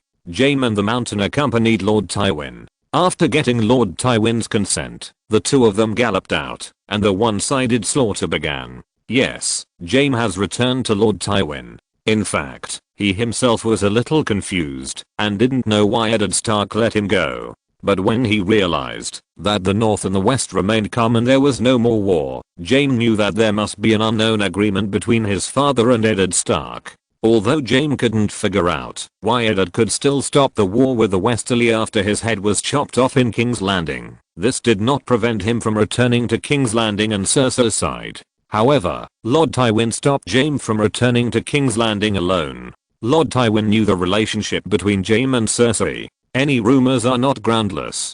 Joffrey's 3 siblings are the children of Jaime and Cersei. This rumor just reached Lord Tywin's ears, and he knew it was not a rumor, but a fact. The incestuous story between the twin brothers and sisters of the Lannister family has become another scandal circulating on the continent of Westeros. Although the rumors about the Lannisters have never been very good on the continent, this scandal of incest between brothers and sisters still made Lord Tywin very angry. So he has always tied Jaime to his side and did not give Jaime the opportunity to return to King's Landing first. In fact, Lord Tywin had been waiting outside King's Landing for a long time, just waiting to give Stannis a thunderbolt tonight. After this battle, the situation of the entire Westeros continent is that the North and the West are on par, and Dorne in the South is alone, and not worth worrying about. Stannis' army was completely defeated. Taking advantage of the night, Stannis' guards protected him, and fled from King's Landing in a panic, taking a small boat all the way to Dragonstone. As soon as Duke Tywin arrived, he took control of the entire situation in King's Landing. Queen Mother Cersei didn't pay much attention to these things. She was happy to meet Jaime again, so she didn't have the mind to care about other things. Besides, Duke Tywin was her biological father, and Cersei never dared to oppose her father. As soon as Duke Tywin came, the position of Prime Minister could only be his, and the Little Devil not only lost his position as Prime Minister, but also had a terrible scar on his face because of the war. This was done by Cersei. She planned to take advantage of the war to kill the Little Devil directly. Duke Tywin knew all this, but he didn't mean to make the decision for the Little Devil. Obviously, Tywin didn't like his little son. After the war, King's Landing was a peaceful and prosperous scene. Compared with the preparations for war in the north, the most important thing here in King's Landing is the wedding between King Joffrey and Little Rose of the Tyrrell family. Ever since Sansa was rescued from the Red Keep by Xia Changqing and Eddard, King Joffrey has been in a state of irritability. I wonder if the arrival of Little Rose will improve this. Winter fell in the north. After almost a year away, Eddard finally returned to the city. The entire north seemed to have returned to its former order. But only a few people knew that a greater threat was slowly approaching. One day, Robb found Xia Changqing, who was practicing swordplay. "Lord Xia, I have something to ask of you." Robb's expression was not awkward at all. The people of the Stark family were so straightforward. Xia Changqing put away his sword and looked at Robb, saying in a joking tone, "Why, in this Winterfell, is there anything that you, Master Robb, can't handle?" Rob's face showed a hint of embarrassment, but his unique ruddy face in the north did not show too much. It's about Bran. Rob explained. Bran has been missing for so long. I'm worried about him. I originally planned to go north to find Bran after I solved the problem of the Iron Islands. Now I feel it's time. After listening, Xia Changqing nodded subconsciously. Although he knew that according to the plot, Bran would eventually become a three-eyed raven and return to Winterfell. But that was a long time in the future, and now the plot has been completely disrupted by him. Although the three-eyed raven can go back to the past and observe history, it is very fragile. No one can guarantee that Bran will not be captured by the White Walkers on the way back to Winterfell. This kind of coincidence is very likely to happen. Chapter 39, Castle Black. The sky and earth were vast and cloudless. A team was approaching from a distance. This was a cavalry team from the north. The flags of the dire wolves fluttered in the sky, making a loud noise. Xia Changqing rode his horse and walked side by side with Rob. He looked down at the ground and sighed in his heart. From Winterfell to here, the grass on the ground was visibly yellowing. It won't be long before the grass will completely wither. Winter is coming. Xia Changqing frowned and said to Rob with a serious expression. When the long winter comes, the White Walkers will attack. Although Xia Changqing's ability is from the same source as the Night King, he knows in his heart that there is no water or fire between the two, and there will definitely be a war. Winter is coming. Rob murmured, with an indelible worry in his eyes. He didn't know how Bran could hold on in the cold weather in the land of eternal winter. My lord, let's speed up. Okay, let's speed up. Xia Changqing responded. The order was passed on. The lord has ordered us to speed up. The whole team began to speed up and rushed towards the direction of the wall. As they went further and further north, the sky became more and more gloomy. At a certain moment, Xia Changqing felt a chill on his face. He looked up and saw snowflakes floating in the sky. Who is coming? The Night's Watch shouted loudly on the Black Castle. It was late at night, and the teams from the north were holding torches. They had just arrived at the Black Castle. I'm Robb Stark. Rob walked at the front of the team and looked up and shouted to the Night's Watch. Just a name. The Night's Watch knew who was coming. The gate of the Black Castle opened, and the North's team slowly entered. Xia Changqing looked up and looked into the distance. Because it was already late at night, he could only vaguely see a large shadow in the distance. The wall was hidden in the darkness, like a giant beast, falling into a deep sleep. After a long time, Xia Changqing followed Rob to dismount and greet the newcomer. Robb Stark. I wonder what you are doing at Castle Black? Master Aliza, I want to go to the land of Everwinter through the wall. I wonder where Commander Mormont is. The person who greeted Rob was none other than Aliza, the new recruit master of the Night's Watch. After Commander Mormont went to the land of Everwinter, he is now the one in charge of Castle Black. Some time ago, we heard about the movement of the White Walkers in the north. Commander Mormont personally led the rangers to the land of Everwinter. They went to find out about the White Walkers. Master Aliza said to Rob, I wonder what you are doing in the north, young wolf. My brother Bran, I'm going to the land of Everwinter to find him. Since Commander Mormont is not here, I wonder if Jon is here? Rob asked again. Although Jon was a bastard, Rob and Jon had a very harmonious relationship. Since he came to Castle Black, he naturally had to ask about Jon. Jon followed Commander Mormont to the land of Everwinter. Now the boss of Castle Black is Mr. Eamon. Okay, thank you, Master Aliza. I'll go see Mr. Eamon. Can you arrange for my brothers to have some rest? At your service. Although Aliza and Jon were not on good terms, according to the Westeros ideology, illegitimate children could not be considered family members, so Jon was Jon and Rob was Rob. The two could not be compared. Rob, don't you see what time it is now? Mr. Eamon is old. It's better not to disturb him at night. Xia Changqing stopped him. You're right. Rob smiled awkwardly. Mr. Eamon must have been asleep by now. It was not a wise choice to disturb an old man now. Who is this lord? Suddenly, Master Aliza looked at the two of them in confusion. Rob's attitude towards Xia Changqing was vaguely respectful, which made Aliza very confused. This is Lord Xia, the messenger of the old gods. Rob introduced respectfully. Aliza stood in awe. Xia Changqing's name was not a fake god, but a proven one. All the residents of the north could testify to it. The crows of the Night's Watch who were heading to Westeros had long ago spread the name of Xia Changqing back to Castle Black. Lord Xia, I've heard about your name from Yoren a long time ago. You are very welcome to come to Castle Black. Aliza's words revealed eagerness, which was completely different from his attitude towards Robb just now. Although Robb was the young master of the Stark family, the Lord of the North, the Night's Watch had always been independent of the Seven Kingdoms, and Aliza had never asked Robb for help. But Xia Changqing was different. An old god messenger who could resurrect the dead. This powerful ability was enough to make Aliza want to build a good relationship with Xia Changqing. Xia Changqing smiled awkwardly at Aliza's eagerness. Coach Aliza, I have been traveling all day today, and I feel very tired. I wonder if you can arrange for us to rest first. Okay, Lord Xia, Lord Robb, please follow me. Aliza personally arranged accommodation for Xia Changqing and Robb, and was extremely respectful. Xia Changqing was indeed a little tired.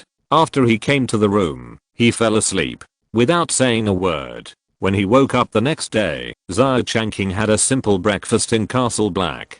The Night's Watch is independent of the Seven Kingdoms, and Castle Black is also located in the north. It is cold and there is no possibility of growing crops. The various materials they need can only rely on the supply of the Seven Kingdoms. On this point, no one in the Seven Kingdoms is stingy, because as long as you have a little knowledge, you can know in your heart that although the wall, as the gateway to the north, has lost its function of blocking the White Walkers for many years, its ability to stop the wildlings from going south has been seen by all the nobles. Especially in the north, Winterfell is a big supporter of the Night's Watch. After the meal, Xia Changqing and Robb went to see Mr. Eamon together. Although Mr. Eamon's eyes were blind, his heart could see the heart of anyone. Xia Changqing also respected Mr. Eamon very much. He was a wise old man who deserved everyone's respect. Several people discussed about the White Walkers. Robb said that the North would always stand on the side of the Night's Watch. If the White Walkers really attacked the wall, the North would definitely be the first to arrive at the battlefield. Mr. Eamon smiled with great relief. He asked Robb to take care of the Night's Watch if he met Commander Mormont and his party when he went to the land of eternal winter. Commander Mormont was already an old man. Chapter 40 Custer and his wives. Xia Changqing exhaled a breath of cold air, and his body shivered involuntarily. He rubbed his hands and said to Robb, "It's really fucking cold." Robb glanced at Xia Changqing, and a smile appeared on the corner of his mouth.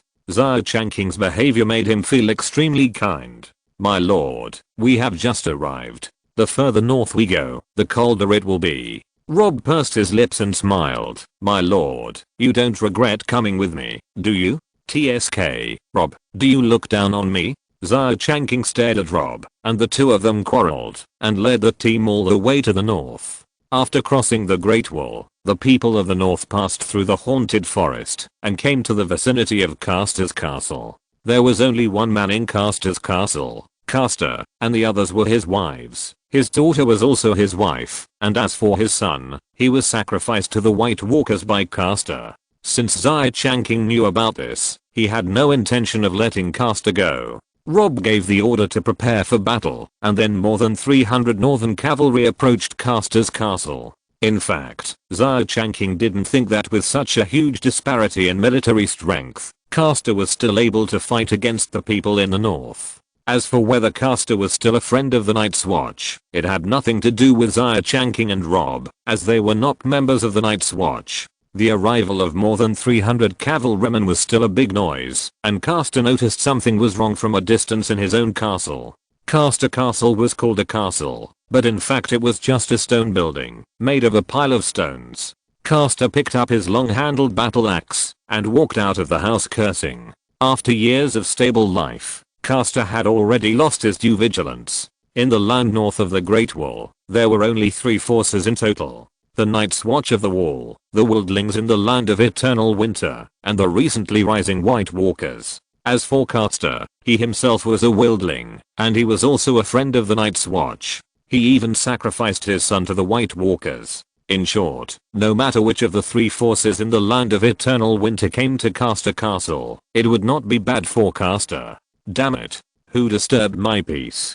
Caster came out cursing. When he saw who was coming, his vicious curses stopped. "Who are you?" Craster's momentum stagnated, and he looked at the large number of cavalrymen with vigilance. "Are you Craster?" Rob asked condescendingly. He looked at Craster's castle with disdain in his eyes. He didn't understand why the Night's Watch allowed a wildling to build such a stronghold so close to the wall. Of course, none of this had anything to do with Rob. This should be something that Commander Mormon should worry about. However, Craster's act of sacrificing his own child to the White Walkers was unforgivable. "Did you sacrifice your son to the White Walkers?" Rob asked straight to the point. As soon as he said this, Craster's face changed drastically. His face was distorted with anger, and he cursed Rob directly.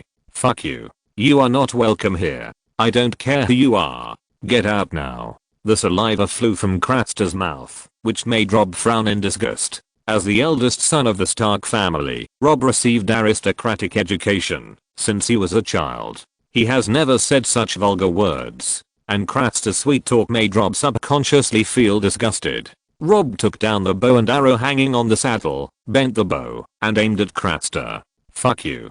Do you want to kill me here? This is the territory of the Night's Watch. I don't care who you are. Put down the bow and arrow now and apologize to me, and I will bypass your rude behavior." Even when he was about to die, Craster still didn't know how to restrain himself and was still threatening Rob. Whoosh! Rob loosened his fingers, and the arrow whistled and shot directly through Craster's chest. Craster's tone stagnated. He looked down in disbelief, and the tail of the arrow stuck in his chest was still shaking slightly. Fuck. Whoosh! Another arrow came, and Craster staggered, as if struck by lightning. With anger and confusion in his eyes, he fell straight to the ground and lost his breath. Xia Changqing put away his bow and arrow, and the second arrow was shot by him. "Rob, why waste your words with him?" As soon as Xia Changqing finished speaking, several shrill shouts came from Craster Castle. Everyone looked over and saw a group of women running out of the stone castle of Craster Castle. The woman in the lead had wrinkles on her face. She was Craster's eldest wife. They killed Craster. "Kill them for me and avenge Craster." This woman was obviously out of her mind. She had no intention of being relieved by Craster's death, but wanted to avenge Craster like a lunatic. Not everyone turned a blind eye to the number of Northern cavalry, so there were very few women who responded. Only a few women who looked older launched a desperate charge with weapons in hand. Rob looked a little confused. After listening to what Xia Changqing told him about Craster, he was very angry. He had never heard of anyone taking his daughter as his wife. A man like Craster definitely deserved to die. But why? He killed Craster for these women and gave them freedom, but these women still wanted to kill him. Rob was stunned, but Xia Changqing was not idle. He drew his bow and shot one arrow at a time, killing 4 brainless women easily. "So, brains are good things. We are from Winterfell in the north. The man next to me is Robb Stark, the young wolf lord of Winterfell. Craster deserved to die. Now, you are free. If you want, the soldiers in the north can take you across the wall." Xia Changqing shouted loudly to Craster's wives. "There, you can get a new life. You southerners are all untrustworthy." Suddenly, someone among Craster's wives shouted, "You killed Craster just to sell us to a girl's nest. We would rather die here than go to the south with you." Xia Changqing looked at the woman who was talking, feeling helpless. They were clearly northerners. When did they become southerners? Although for the people in the land of eternal winter, everything south of the wall could indeed be called the south. Moreover, these women were too wary. Chapter 41 Encounter with Mormon. A group of women just couldn't see the situation clearly. They were fully armed elite soldiers from the north, and their number was 10 times that of these women. "Do you see the long sword in my hand?" Xia Changqing drew out his sword and made a sword flower in his hand. He had been practicing sword for a while, and his sword skills were now considered to be advanced. The sword flowers he made were gorgeous and dazzling. However, after seeing that Custer's wives did not react, Xia Changqing felt a little embarrassed, and he coughed dryly. "This sword is sharp, and killing people does not require a second sword. I don't think any of you can surpass me in swordsmanship, so if we really want to harm you, you can't stop us at all. So, we are completely kind-hearted, and want to give you a new life. Now, I've finished my words. Who can tell me what your choice is?" As soon as Xia Changqing finished speaking, a group of women whispered. Some said that they could not trust Xia Changqing, and others at all, and some said they were willing to go to the south. As the saying goes, 3 women make a drama. These 30 or 40 women gathered together, making a large group of humming ant scum, which was even more mortal than a group of flies. "Shut up," Xia Changqing shouted. "I don't have time for you to discuss. We will camp here tonight, and wait until tomorrow morning. Tell me your choice. Now, get back to your room." Seeing Xia Changqing's anger, perhaps because they were afraid of the long sword in his hand, a group of women dispersed and squeezed into Craster's castle. "Okay, now it's finally quiet." Xia Changqing sighed comfortably. "Rob, don't stand there. Arrange for the brothers to burn Craster's body, and then prepare food. We will camp here tonight." Okay, come on, do as Lord Xia ordered." Rob came back to his senses and ordered loudly. He followed Xia Changqing into a stone room, and his expression was still a little tangled until now. "Why, are you very upset?" Xia Changqing noticed Rob's entanglement, and he said comfortingly, "These women have no thoughts of their own. Although Craster treats them as reproductive instruments, they are used to living with Craster. Now that Craster is dead, they will naturally feel very panicked." Rob is not a stupid person, he just didn't think it through for a while. After dinner in the evening, Rob no longer entangled. More than 300 Northern cavalry scattered around Craster Castle, and the night fell into silence. In the second half of the night, Xia Changqing vaguely heard someone calling him. He quickly opened his eyes vigilantly. In such a dangerous world, especially in the land of eternal winter, no matter how cautious you are, it is not too much. Seeing Xia Changqing open his eyes, Rob whispered, "My lord, get up quickly, there is a situation outside." Xia Changqing quickly woke up. He climbed out of the warm bed, and there was no need to put on clothes, because everyone slept in clothes. "Rob, what happened?" Xia Changqing drew out his sword. He was not too worried about the dangers in the outside world. The 300 cavalrymen he brought with him to the land of eternal winter were few in number, but they were all elite soldiers resurrected by him. The 300 warriors of Winterfell were talking about them. With these 300 people, Xia Changqing was confident that they would not be too afraid, even if they encountered the White Walkers. "I don't know either. I just heard the soldiers warning. Let's go out and take a look." Rob also drew out his sword. The two of them went out together. The firelight outside the castle of Craster was as bright as day. The two groups were in a confrontational posture, with swords facing each other. There was a faint noise. Rob and Xia Changqing looked at each other and quickly separated the soldiers who were waiting for battle. "Who are you? Where is Craster?" Xia Changqing had not seen the person yet, but he had heard the other party's questioning. It seemed that the other party was someone who knew Craster. "I just didn't know whether the person who came was an enemy or a friend. I'm Robb Stark. We are from Winterfell in the north." Rob came to the front of the team and introduced himself before he could see who he was. When he finished speaking, he suddenly realized that the people confronting them were actually a group of men in black. Rob squinted his eyes and took a closer look, and his face suddenly changed. "Lord Commander Mormont," Rob said in surprise, "put down your weapons. You are brothers from the Night's Watch." Ahem. Old Commander Mormont coughed a few times, and his expression was also a little surprised. "Robb Stark, how did you appear here?" "Let's not talk about this for now. Commander Mormont, are you injured?" "Coming quickly." Xia Changqing and the northern soldiers put away their swords in unison, and the unity of their movements surprised the Night's Watch. But in Xia Changqing's opinion, the state of the Night's Watch was a little too miserable, and no one looked neat. "I'm fine, Lord Robb. You haven't told me how you ended up here. And where did Craster go?" Mormont coughed twice, leaning on his sword, looking like an old man in good health. Rob's movement to support Mormont froze, and he looked a little embarrassed. In the silence, Rob decided to tell the truth. "Sorry, Commander Mormont, I killed Craster." Mormont's movement to Stone Castle also froze, but his face was not angry. In fact, most of the Night's Watch overestimated Craster's status. Commander Mormont kept Craster, a wild man, just to provide a place for the Night's Watch to replenish supplies in the haunted forest. Otherwise, even if Craster, a wild man, was included in his 30 or 40 wives, Commander Mormont would not take him seriously. But now that Rob has killed Craster, Commander Mormont has to ask this question on the Night's Watch's territory, even for the dignity of the Night's Watch. Hearing Mormont's question, Rob looked at him with a serious expression. Commander Mormont, I have something to ask you. What is it? Please tell me, Lord Rob. Do you know that Craster sacrificed his son to the White Walkers? Does the Night's Watch know about it? Now it was Commander Mormont's turn to be silent. Seeing his reaction, Rob knew the answer in his heart. Commander Mormont, I'm confused. Isn't the mission of the Night's Watch to prevent the White Walkers from crossing the wall? What does it mean that you are indulging Craster's behavior now? If you're listening to this novel on a channel other than Fanfic World, it means they downloaded and uploaded it without effort. We cordially invite you to visit our channel, Mundo Fanfic Novelos. There you'll find the original version of this story and you can explore many other novels of various genres. We're waiting for you to immerse yourself in a world of incredible novels. Chapter 42, The First People's Fist Peak.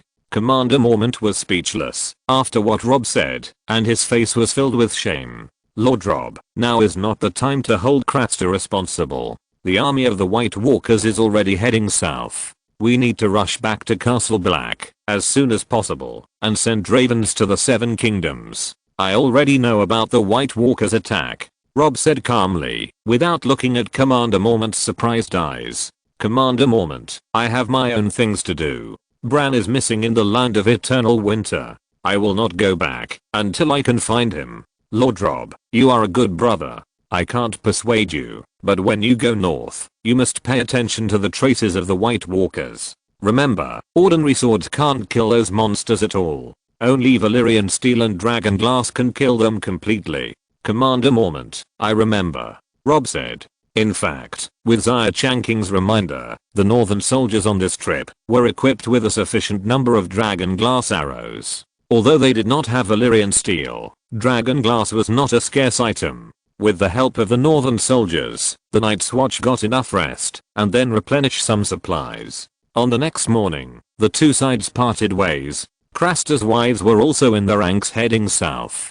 They were just a group of women. After losing the pillar of the family, they were like headless flies and could only obey Xia Changqing's orders. However, Xia Changqing knew that there were good and bad people in the Night's Watch. You must know that in addition to the nobles who volunteered to become Night's Watchers, most of the Night's Watchers were criminals composed of various robbers and thieves in the Seven Kingdoms. Since Xia Changqing promised these women that he would not sell them to the girl's nest, he would naturally keep his promise. He first asked Rob to talk to Commander Mormont and then set his sights on a fat man in the Night's Watch. Xia Changqing had long seen that the fat man had been flirting with a young girl. After arranging a group of women, Xia Changqing and Rob led the team back on the road.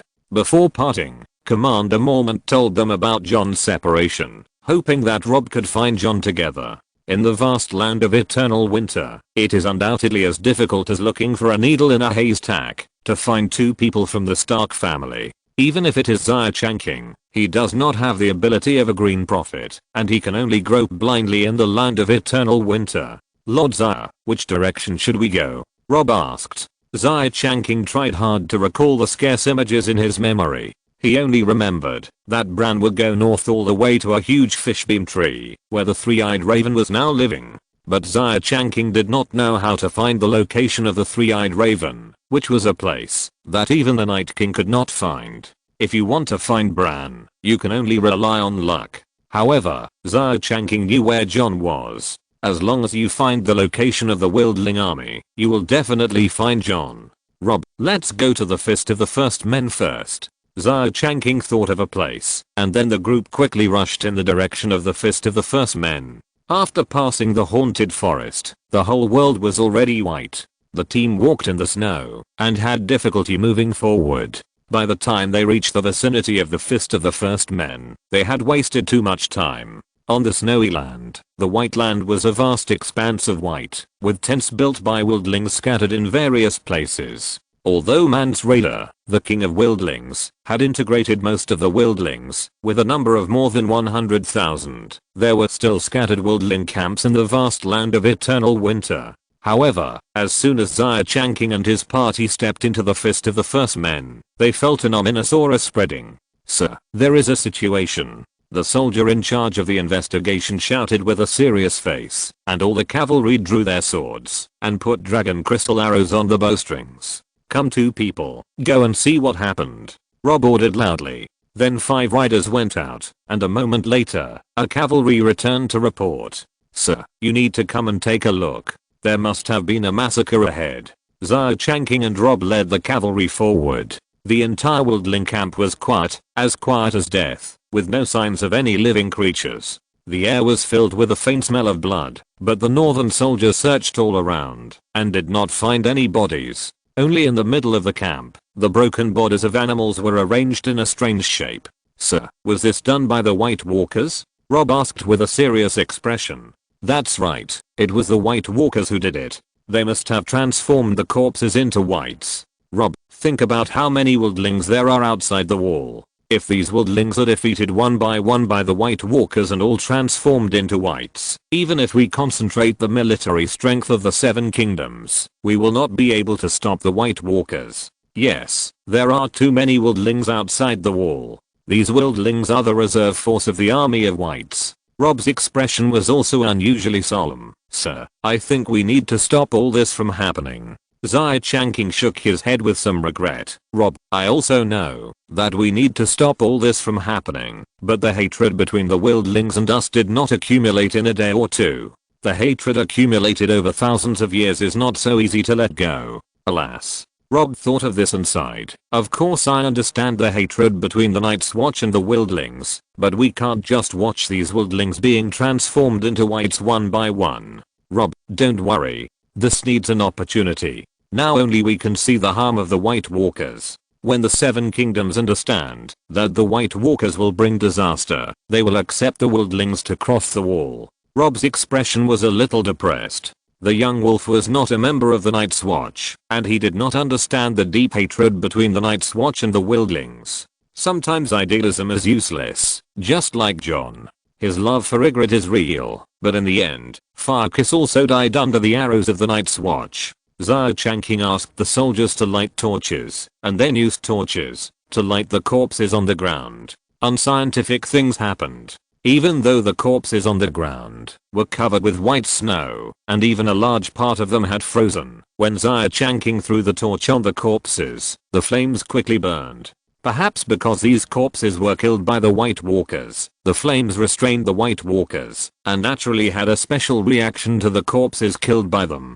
The flames burned, and the smoke billowed, which was very conspicuous on the snow-white ground. Suddenly, a deep horn sounded from a distance. Chapter 43 Encounter with Savages. The sudden sound of the horn made Xia Changqing and Rob startled. It was not a lucky thing to hear the horn in this place outside the Great Wall. At this time, the cavalry responsible for the vigilance ran over. "Sir, there are traces of a lot of humans over there, and they seem to have discovered us." The cavalry pointed in a direction. "Who are they?" As soon as Rob said this, an old soldier immediately answered. "Sir, it's the worldlings. I've heard the worldlings' horns before. Prepare for battle." Rob shouted the order as soon as he heard the word worldlings. Although he was just discussing with Xia Changqing about accepting the worldlings, when the worldlings really appeared, Rob would not be naive to think that the two sides could live in peace. The dull horn sounded louder and louder, accompanied by shouts of killing, and a group of people rushed over from afar. They were dressed in barbaric clothes, wearing white clothes, with ferocious expressions, holding weapons, and had no intention of negotiating first. The young wolf lord was not a soft-hearted person. The moment the worldlings entered the range, Rob ordered to shoot arrows. Suddenly, arrows rained down. Each of the northern soldiers on this trip was an elite archer. After the dense rain of arrows, the worldlings' vanguards had suffered heavy casualties. However, the large number of casualties did not scare the worldlings. Instead, they shouted louder and rushed towards the northern soldiers. "Dismount," Rob ordered. The northern soldiers moved in unison. They jumped off their horses and quickly gathered together to form a tight formation. Rob was very smart. The ground was full of snow. The cavalry could not charge on such ground. Instead, the horses' hooves would sink into the snow, making the cavalry themselves restricted. The northern soldiers had just gathered into a formation when the two sides collided fiercely. "Kill!" Rob shouted loudly, and the northern soldiers took action together. Under coordinated operations, they ruthlessly killed the wildlings who were like moths to a flame. In the distance, Mance Rayder, the king beyond the wall, looked at his men being ruthlessly slaughtered with an ugly face. "These people are not crows. Who can tell me who they are?" The wildlings around shook their heads. They could see that the fighting power of these strangers was much stronger than that of the Night's Watch. Only John's face changed slightly. Rob was so conspicuous among the northern soldiers that John could not fail to find him. Although the change on John's face was subtle and others did not notice it, it was seen by Ygritte, who had been paying attention to him. Although the female wildling had some good feelings for John now, she had never forgotten her identity. "Jon Snow, you seem to know these strangers. Tell me, did you lead them here?" Ygritte stared at John, and she successfully saw a trace of panic in John's eyes, but the female wildling was not happy about it. Instead, a trace of sadness rose in her heart.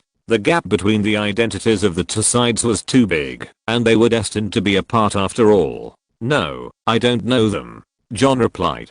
The wildling woman was even more disappointed. She looked at the wildlings who were still being killed, and put the sword in her hand on John's neck. "Whether you know them or not, you will know after trying." Ygritte pressed John forward. When she reached a point where the other party could see John's face clearly, she stopped. "Stop it, or I will kill him," the wildling woman shouted loudly. Rob subconsciously looked in the direction of the sound, and then a look of surprise appeared on his face. "John!" Rob shouted in surprise, but as soon as the words fell, he frowned. The young man was being threatened with a long sword, which made Rob a little afraid to act rashly. "Let your people retreat first, otherwise I will not stop," Rob shouted to Ygritte. Although he was worried about John's safety, he would not let his soldiers fall into danger. "Okay, our people retreat first. If I find that you are still attacking, I will kill him immediately," the wildling woman threatened loudly. Following Mance Rayder's order, the wildlings reluctantly retreated, still baring their teeth at Rob and the others before leaving. Rob sneered. If he hadn't been concerned about John's safety, he could have led these soldiers to kill all the wildlings bit by bit. "I did as you ordered. Now, let John go," Rob said to Ygritte. The wildling woman smiled cunningly. She had already verified the importance of John in her heart, so how could she let him go easily? "You haven't told me yet. Who are you? What is your purpose here? Where did all the people here go? Were they killed by you?" The wildling woman asked one question after another. The main reason was that Rob and the others were dressed differently from the Night's Watch, and they didn't carry any flags, so it was impossible to guess where they came from. However, since the other party could call out John's name, the king beyond the wall could vaguely confirm that the other party should be from the north. "I'm Robb Stark. My father is Eddard Stark, the king in the north. We didn't kill the wildlings here. There was no one here when we arrived," Robb said truthfully. He was still very patient at this moment. "Northerners, why are you here?" Mance Rayder asked with a frown. He wanted to find out whether the Northern Army was entering the land of eternal winter in large numbers. If the Northern Army was attacking in large numbers, he needed to prepare early. "Mance Rayder, king beyond the wall?" Robb asked suddenly. He had an idea. Maybe there were some things he could explain to Mance now. "Yes, I'm Mance Rayder, king beyond the wall. We all know that the White Walkers have arrived. Those monsters are our common enemies. They want to destroy anyone who can breathe, regardless of whether they are wildlings or anyone else. Mance Rayder, if I can convince the Night's Watch to accept your existence, I wonder if you are willing to go to the north to live. There is a vast land there, enough for you to take root there." Mance Rayder looked at Robb quietly for a while, with a sneer on his face. "Northerners, why should I believe you? Rather than believing what you say, I believe in my fists. I have an army of 100,000, enough to break through the Great Wall. We will seize the place, to stay with our own strength, so you don't have to worry about it." Robb heard this and sneered directly. He raised his sword and pointed it at Mance Rayder. Faced with Robb's provocation, the wildlings were furious, but facing the swords of the northern soldiers, no one dared to have the courage to rush up. Chapter 44 Decision. Kill the king beyond the wall. Rob pointed his sword at the king beyond the wall. He wanted to laugh at Mance Rayder with disdain, but the education he received since childhood prevented Rob from doing such a disrespectful act. So, Rob decided to tell the truth. Respected king beyond the wall, I have 300 soldiers here, which can easily defeat your 3,000 troops. In my northern border, we have more than 30,000 such soldiers. In other words, your worldling army must exceed 300,000 to compete with the northern border. After hearing Rob's words, others didn't feel anything, but Xia Changqing looked at him with a strange look. Young man, you are bragging a little too much, right? But when Xia Changqing saw the faces of Mance Rayder and the wildlings, he instantly realized that he was the young one. Mance Rayder didn't feel that Rob was bragging at all. He looked at the northern soldiers with a solemn look on his face. In fact, there were northern soldiers like these 300 soldiers, but there were not as many as 30,000. These people were the dead resurrected by Xia Changqing. They were not afraid of death or injury, so their fighting power was of course very strong. This was also the reason why, although there was only a short battle just now, no one on Xia Changqing and Rob's side was injured, while more than 20 bodies had fallen on the wildling side. Another reason why Mance Rayder was so afraid of what Rob said was that although the wildling army was said to have 100,000 soldiers, there were only about 20,000 soldiers who could fight, and the rest were the elderly, weak, women and children. Mance Rayder was still confident in his heart when he was against the Night's Watch, because no matter how many Night's Watch there were only 1 or 2,000 people at most, but it was different in the north. Looking at these northern soldiers, their military appearance was solemn, and they had rules in their movements and stillness. They could be called an elite division. Lord Rob, although you are the young master of Winterfell in the north, it seems that you can't control the Night's Watch. I don't think you have the ability to make the Night's Watch accept us into the wall. The Night's Watch is an unavoidable problem. As far as Xia Changqing knows, a large part of the Night's Watch is very hostile to the Night's Watch. In the original plot, although Jon was elected as the new commander of the Night's Watch, because he accepted the wildlings, a large part of the Night's Watch believed that Jon betrayed them, so they killed him one by one. Fortunately, Jon has the aura of the protagonist, and was resurrected by the Red Witch Melisandre later. This problem also shows that, unless some of the Night's Watch are killed, there will always be people who oppose accepting the wildlings. Rob was speechless for a while. He naturally knew very well in his heart that the Night's Watch was independent of the Seven Kingdoms, and his words were of no use in the Black Castle. The facts seemed to be in a stalemate. At this time, Xia Changqing came to Rob's side. His eyes flashed, and this seemed to be a good opportunity to control the wildling army. Rob, Xia Changqing whispered to the young wolf, how confident are you that you can kill all these wildlings? Rob glanced at Xia Changqing in surprise. He subconsciously turned his head to look at the strength of the wildlings, compared it with his own strength, and whispered back, if they don't run away and fight us head on, it's only a matter of time to wipe them out. But we can't control their escape, and we can't catch up with them on the snow. Xia Changqing thought about it. Rob was right. The wildlings have legs. If they want to run, someone will definitely be able to run away. What if we only target Mance Rayder? Rob hesitated for a moment, then nodded affirmatively. If it's just Mance Rayder, I'm absolutely sure I can keep him. Rob said this with extraordinary confidence. Rob, listen to me. This is a good opportunity. We keep Mance Rayder here and control the entire wildling army through him. If we miss this opportunity, it will be very difficult to let Mance Rayder have a chance to be alone again. My lord, do you mean that we should catch Mance Rayder? But Jon. Rob was interrupted by Xia Changqing before he finished speaking. Rob, it's not about catching him, but killing him. And Jon, have you forgotten that, even if Jon is killed by them, I can still resurrect him afterwards. So what you care about now is not Jon's safety, but not letting Mance Rayder run away. My lord, I understand. Rob's expression became serious. For the sake of the North and the living, let Jon die first. Hey, what are you two whispering about? Do you have any conspiracy? The female wildling Ygritte couldn't help jumping out again, and her hand was still tightly against Jon's neck with a sword. Rob and Xia Changqing stopped talking, and then Rob subconsciously glanced at Jon. The apology in his eyes gave Jon a bad feeling. Everyone listen. Rob suddenly pointed his sword at Mance Rayder and shouted, "Kill Mance Rayder." The northern soldiers followed the order and immediately began to trot and charge. Are you crazy? Can't you see John is still in my hand? The female wildling Ygritte was stunned by Rob's sudden move and then immediately screamed in disbelief. She exerted force on her hand and the blade cut a bloody mark on John's neck. However, this threatening behavior seemed to have lost its effect. Rob had no intention of putting John's life first. The blades of the northern soldiers were approaching Mance Rayder quickly.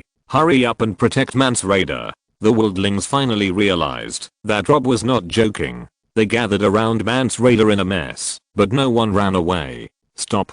I will really kill him. Ygritte was still trying to stop Rob from leading the team to charge forward, but John, who was threatened, smiled calmly. It's useless, Ygritte. I know Rob's character.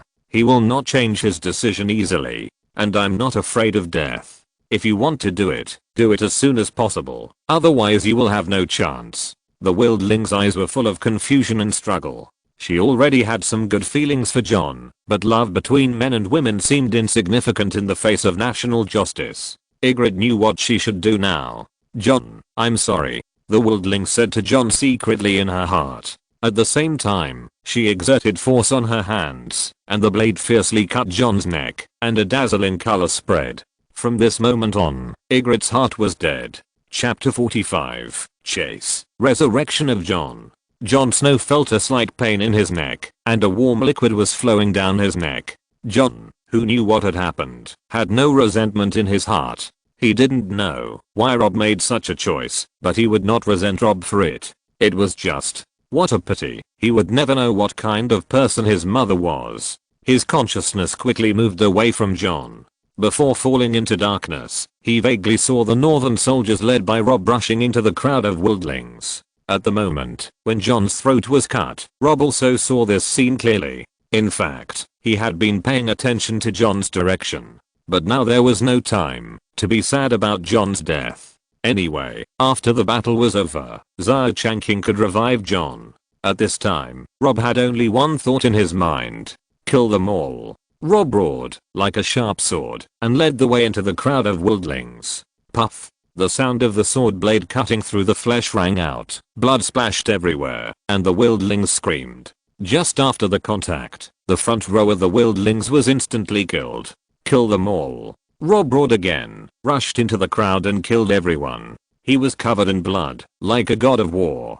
Mance, let's go. The wildlings had already retreated. They came out this time, just to investigate the situation here at the Fist of the First Men. They didn't bring many people with them, and the fighting ability of these northern soldiers was too strong. The wildlings were no match at all. While Rob was killing everyone, he didn't forget to keep an eye on Mance Rayder. After all, the main goal given to him by Xia Changqing was to kill Mance Rayder.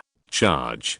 Charge. Rob's roars were louder and louder, but the 300 northern soldiers were like frozen stones in the north, cold and silent, just killing like machines. In just half an hour, the wildlings had completely collapsed. No matter how loyal a person was, in the face of the fear of death, he would consider his own safety. A small number of wildlings protected Mance Rayder and fled quickly, while the vast majority of wildlings fled in all directions. Rob ignored the fleeing wildlings. Their target was very clear. That was Mance Rayder.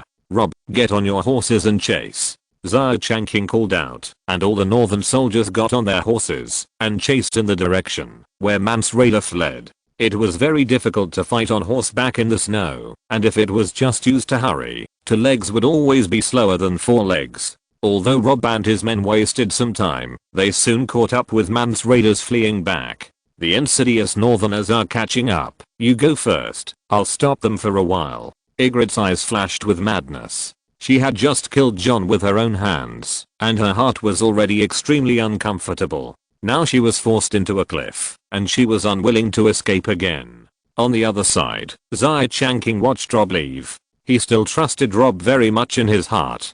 He believed that Rob would not let him down, and would definitely bring Mance Rayder back. And he also had a more important task.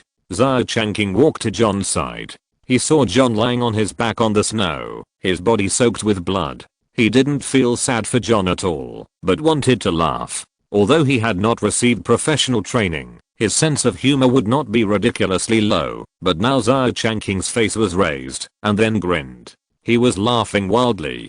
There was no other reason. It was really because John's eyebrows were so funny. His eyebrows, coupled with his eyes that couldn't close, were a capital. This was really funny. After laughing wildly for a while, Xia Changqing finally stopped. It was not a good behavior to laugh at the eyebrows of a dead person. Although there were no living people around except Xia Changqing, he couldn't help but cough dryly to restore his expression control, and then launch the skill at John. 1 second, 2 seconds. John suddenly felt like a drowning man who could breathe.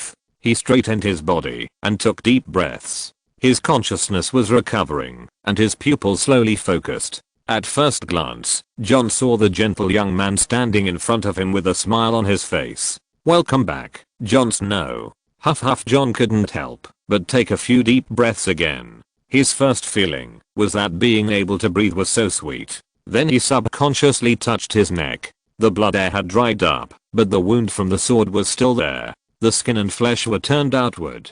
It looked particularly scary to outsiders, but John didn't feel anything. I'm alive again. Let me introduce myself. I'm Xia Changqing said to John with a smile. The next moment, John's face showed an expression of sudden enlightenment, and he looked at Xia Changqing with a slightly surprised look. "Are you the old god messenger, Lord Xia? I've heard of your name. Thank you very much for saving me. Oh, by the way, I also have to thank you for saving my father, Lord Eddard Stark." John's eyes were full of gratitude now. In a sense, John was a very simple person. "You don't need to thank me. Your father has thanked me countless times." "Oh, and your mother, Lady Catelyn," Xia Changqing said with some urgency. "Lady Catelyn is not my mother," the young John retorted very stubbornly. As soon as he said it, he regretted it in his heart. "No, I mean, I'm a bastard. Lady Catelyn will not recognize me as her son." "Okay, John, we don't have time to discuss this issue. Rober's taking people to chase Mance Rayder. We have to meet him as soon as possible." "Damn it, I don't want to meet the White Walkers in a place like this and fight them alone." Xia Changqing quickly changed the subject. He was not interested in discussing the issue of bastards with John. Sure enough, after hearing what Xia Changqing said, John immediately climbed up from the snow and said seriously, "We have to hurry up. If the snow covers the traces on the ground, we are likely to get lost." In fact, this is how John lost contact with the Night's Watch. "Don't worry, we have other things to do before chasing Rob," Xia Changqing said with a smile, and his eyes swept over the wildling corpses scattered around. These were all dedicated bodyguards, and they couldn't be wasted like this. Chapter 46, The Battle Outside the Great Wall. Half an hour later, Xia Changqing and John followed the hoof prints left by the cavalry and quickly chased in the direction Rob left. Suddenly, Xia Changqing turned around and looked at John with a smile. "John, why are you always peeking at me?" John, whose little action was discovered, felt his face getting hot, but he secretly glanced around and couldn't help asking, "Sir, is it really okay for us to take these people with us?" Xia Changqing certainly knew what John wanted to ask, but he deliberately turned his head and looked around, with a look of sudden enlightenment on his face. "John, are you asking if it's okay to take these wildlings with you?" Xia Changqing's voice was loud enough for the wildlings around to hear. John's face was full of tension. There were only 2 of them, and there were as many as 40 or 50 wildlings resurrected by Xia Changqing. If they started fighting, they would not be opponents. As if noticing John's nervousness, the wildlings resurrected by Xia Changqing grinned at John, which made John's heart beat faster. "Okay, John, I won't tease you anymore.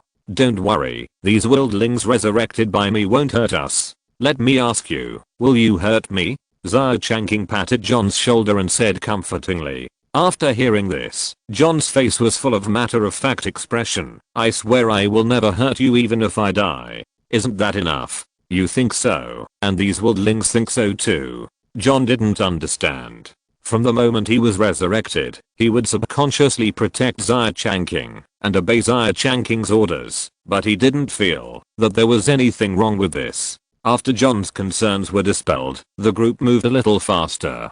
Following John's advice, they had to meet up with Rob's team before the snow fell.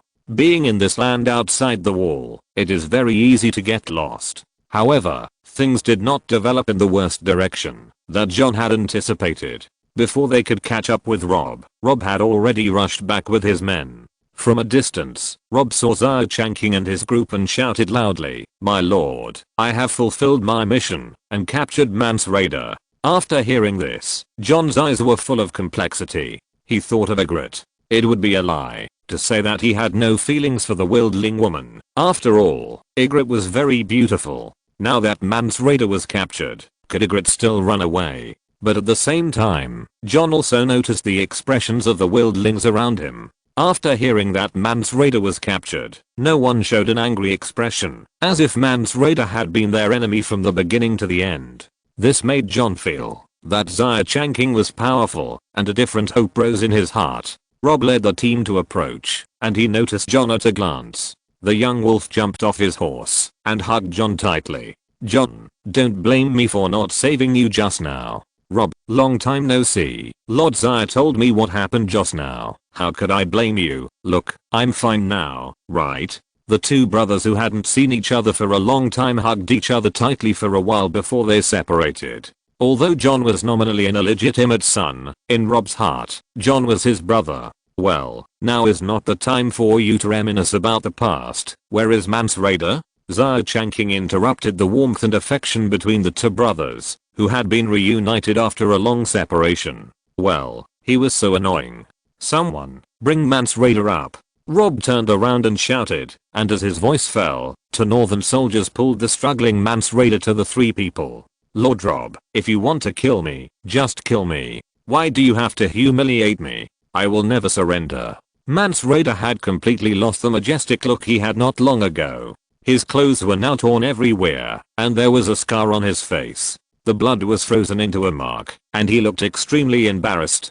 But when he saw that there were 40 or 50 wildlings standing around them, his pupils suddenly contracted. "Are you guys surrendering to the north? Traitors." After Mance Raider gritted his teeth and said this, he suddenly seemed to be deflated, and his whole body was depressed. He looked at Rob sincerely. "Lord Rob, I hope you can really give the wildlings a new life as you said. Now, do it." After giving his last words, Mance Raider closed his eyes and waited for his death. "My lord, what should we do?" Rob looked at Xia Changqing. After all, it was Xia Changqing who gave the order in the first place. "Send the king beyond the wall away," Xia Changqing said coldly. A hint of murderous intent flashed across Rob's eyes. He turned to face Mance Raider and thrust his sword into the chest of the king beyond the wall without hesitation. Ugh! Mance Raider groaned in pain. He opened his eyes again and grabbed Rob's hand.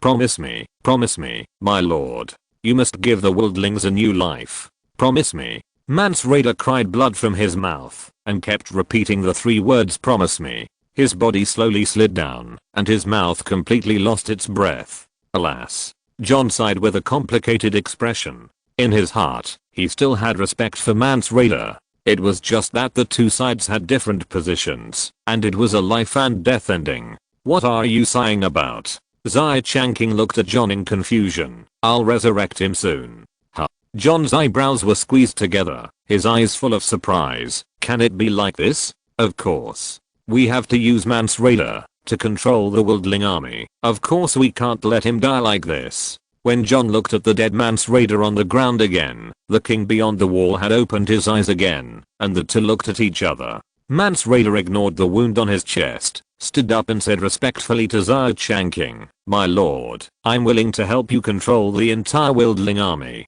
"Very good, Mance Raider. You take these brothers back to the wildling camp." Xia Changqing pointed to the wildlings he resurrected. "Your mission is to lead the wildling army south as soon as possible. Lord Rob and I will return to Castle Black to open a passage through the wall for you." Mance Raider did not have any questions. He just respectfully accepted the order from Xia Changqing. Then Xia Changqing turned his gaze to Rob again, and everyone began to walk in the direction where Rob was chasing Mance Raider.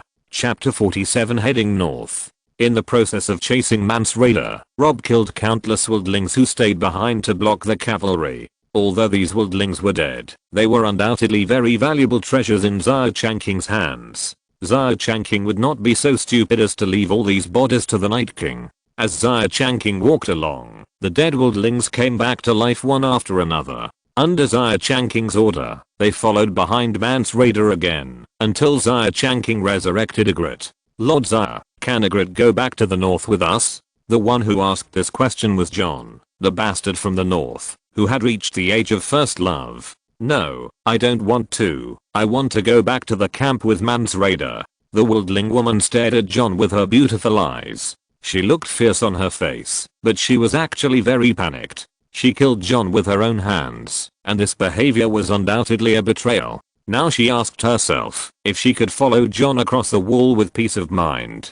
Ygritte, I don't blame you for killing me. Jon said to the wild woman sincerely. Look, aren't we all alive and well now?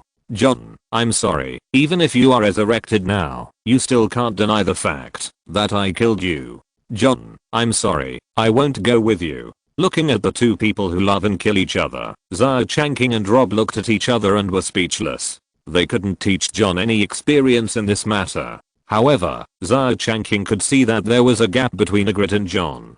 After all, when Ygritte killed Jon with pain, she didn't know that he could be resurrected afterwards. So, in a sense, Ygritte did kill Jon. This can only be said that the two people are not destined to be together. And Xia Changqing couldn't force Ygritte on this matter. In the end, the wild woman followed Mance Raider back, and Jon followed them back to the north. As for how the two people will develop after the wildlings step over the Great Wall, that is not something Xia Changqing can control, and he has no time to care about such things. The whole team split into two again and left separately. Xia Changqing and Robb left the Fist of the First Men with the Northern Cavalry. This trip was not in vain. In fact, before coming to the Fist of the First Men, Xia Changqing did not expect to have such a big gain. He could actually control the entire wildling army directly through Mance Raider. Robb did not show much excitement about controlling the wildling army. He was far less happy than he found Jon. But this time they came to the land beyond the wall, but they had another mission, which was to find Bran's whereabouts. My lord, where should we go now? Robb rode on his horse, looking around. His heart was at a loss, and Jon, after listening to all the causes and consequences, couldn't wait to find Bran's whereabouts. But Robb and Jon could ask Xia Changqing for advice, but Xia Changqing had no way to ask others. He sighed and told Robb the truth. Robb, let's go north. Bran was guided by the three-eyed raven to the land of eternal winter. As a god walking on the earth, the three-eyed raven is much more powerful than me. I can't be sure of Bran's location. If we want to find Bran, we can only rely on luck. In front of everyone, Xia Changqing just said that his ability was not as good as the three-eyed raven. This was indeed the truth. Although he had the ability to resurrect the dead, he was indeed not as powerful as the three-eyed raven. You know, after Bran accepted the training of the three-eyed raven, he was able to slightly change history. The existence of Hodder proved this. Can we only rely on luck? Robb sighed. He was a little disappointed, but he immediately cheered up again. As long as he could prove that Bran was still alive, Robb would be very satisfied.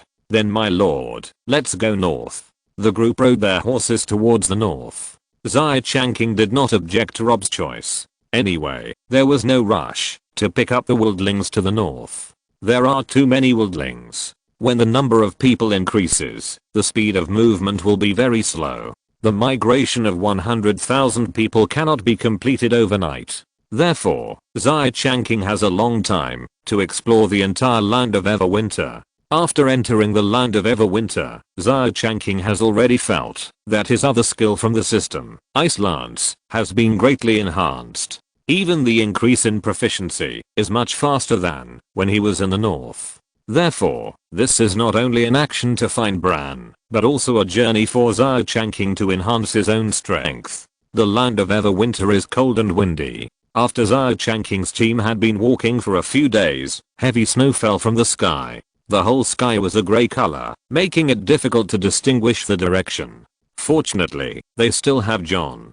Jon has been a night watchman for some time. He followed Commander Mormont to investigate the traces of the White Walkers and wandered around the land of Everwinter for a long time. However, as Xia Changqing and others went further north, the blizzard they suffered became stronger. The cold wind mixed with snowflakes hit people's faces, making them unable to see the road ahead clearly. In this environment, everyone's heart was inevitably covered with a shadow. Except for Xia Changqing and Rob, the people present were all resurrected by Xia Changqing. They had the most tenacious will. As long as Xia Changqing was still moving forward, no one would retreat. As the blizzard became stronger and stronger, Xia Changqing had a vague ominous premonition in his heart. As far as he knew, wherever the White Walkers appeared, there would be wind and snow. In this harsh environment, it was undoubtedly the home ground of the White Walkers. If a White Walker suddenly attacked them at this time, Xia Changqing didn't know how much combat effectiveness his team could have. Xia Changqing had already retreated. Although he wanted to see the appearance of the White Walkers and the army of corpses with his own eyes. After all, these monsters were his future enemies, but fighting in someone else's home ground was not a wise move after all. Rob, we can't go forward anymore. Let's retreat. The Branji people are very smart. We will be easily attacked in a place like this. Even though the two were very close, Xia Changqing had to shout at the top of his lungs to convey his meaning clearly in the howling cold wind. Chapter 48, The First Battle with the White Walkers. Xia Changqing's words made Rob silent for a moment. He had a very unwilling emotion in his eyes, but he looked at the extremely low visibility and the snowy environment ahead, and he still agreed with Xia Changqing's decision in his heart. Okay, sir, let's go back. However, before Rob finished speaking, his expression tightened. He felt his body sinking down in vain. It was not that he became shorter, but that the horse under him suddenly became shorter. The horse was frightened and neighed. Its front hooves involuntarily knelt forward, and even Rob fell forward. Rob rolled on the ground with the force of the fall, and immediately stood up, and looked ahead vigilantly. He also successfully discovered the reason why the horse stumbled. It was an extremely terrifying monster. There was no trace of flesh and blood on its body. The whole body was composed of grey bones, which reminded people of the kind of dry bones that people would break with a pinch. But what appeared in front of Rob was a skeleton that could move freely. It was hung with tattered cloth strips, and the knuckles of its right hand tightly grasped a rusty iron sword. It was this iron sword that cut the front hoof of Rob's horse, causing it to fall to the ground in pain. The skeleton's mouth opened and closed silently. Although its face could no longer show any expression, Rob could still feel that the other party was mocking him. Enemy attack. Rob roared and rolled to the fallen horse, pulling out the long sword hanging on the saddle. Before Rob finished speaking, the sound of frightened horses rang out one after another. He just glanced hurriedly and saw that countless skeleton monsters were constantly coming out from the ground.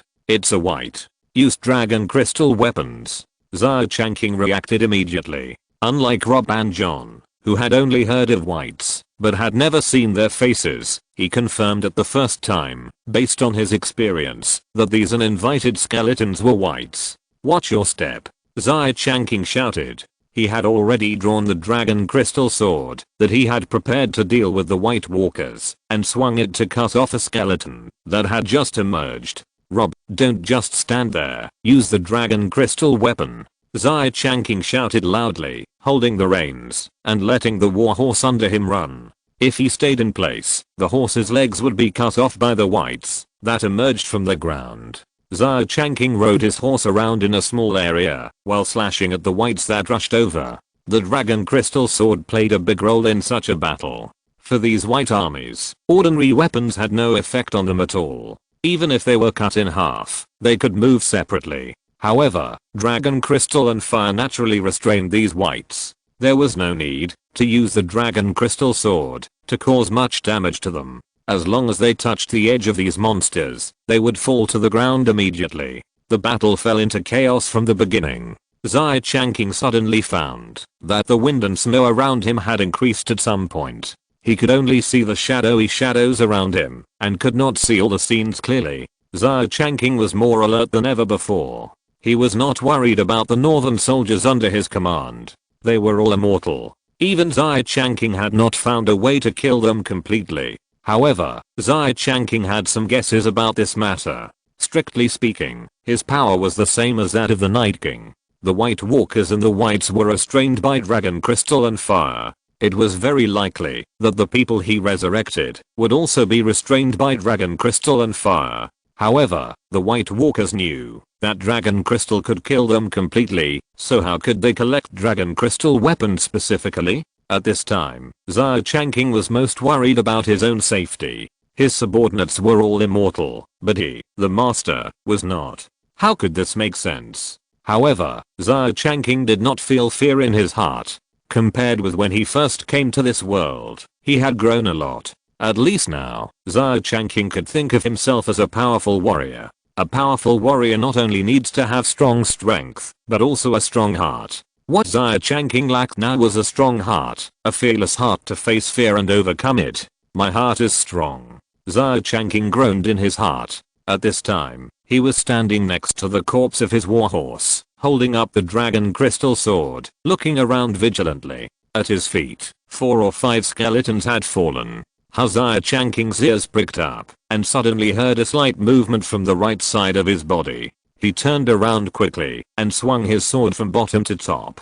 Through the battle just now, Xia Changqing had already discovered that the fighting instincts of these corpse ghosts were very simple. The most common action they made was to slash from top to bottom. The reason why corpse ghosts are scary is that they rely on their large numbers. As long as you master the fighting method, you can easily find that these corpse ghosts are really just a pile of dry bones in a tomb that can be easily destroyed. Bang! Xia Changqing felt that his sword hit a hard object, and the recoil made his palm slightly numb, but it was still within an acceptable range. My lord, it's me. Just as Xia Changqing was about to change his tactics, a hurried voice suddenly sounded in his ears.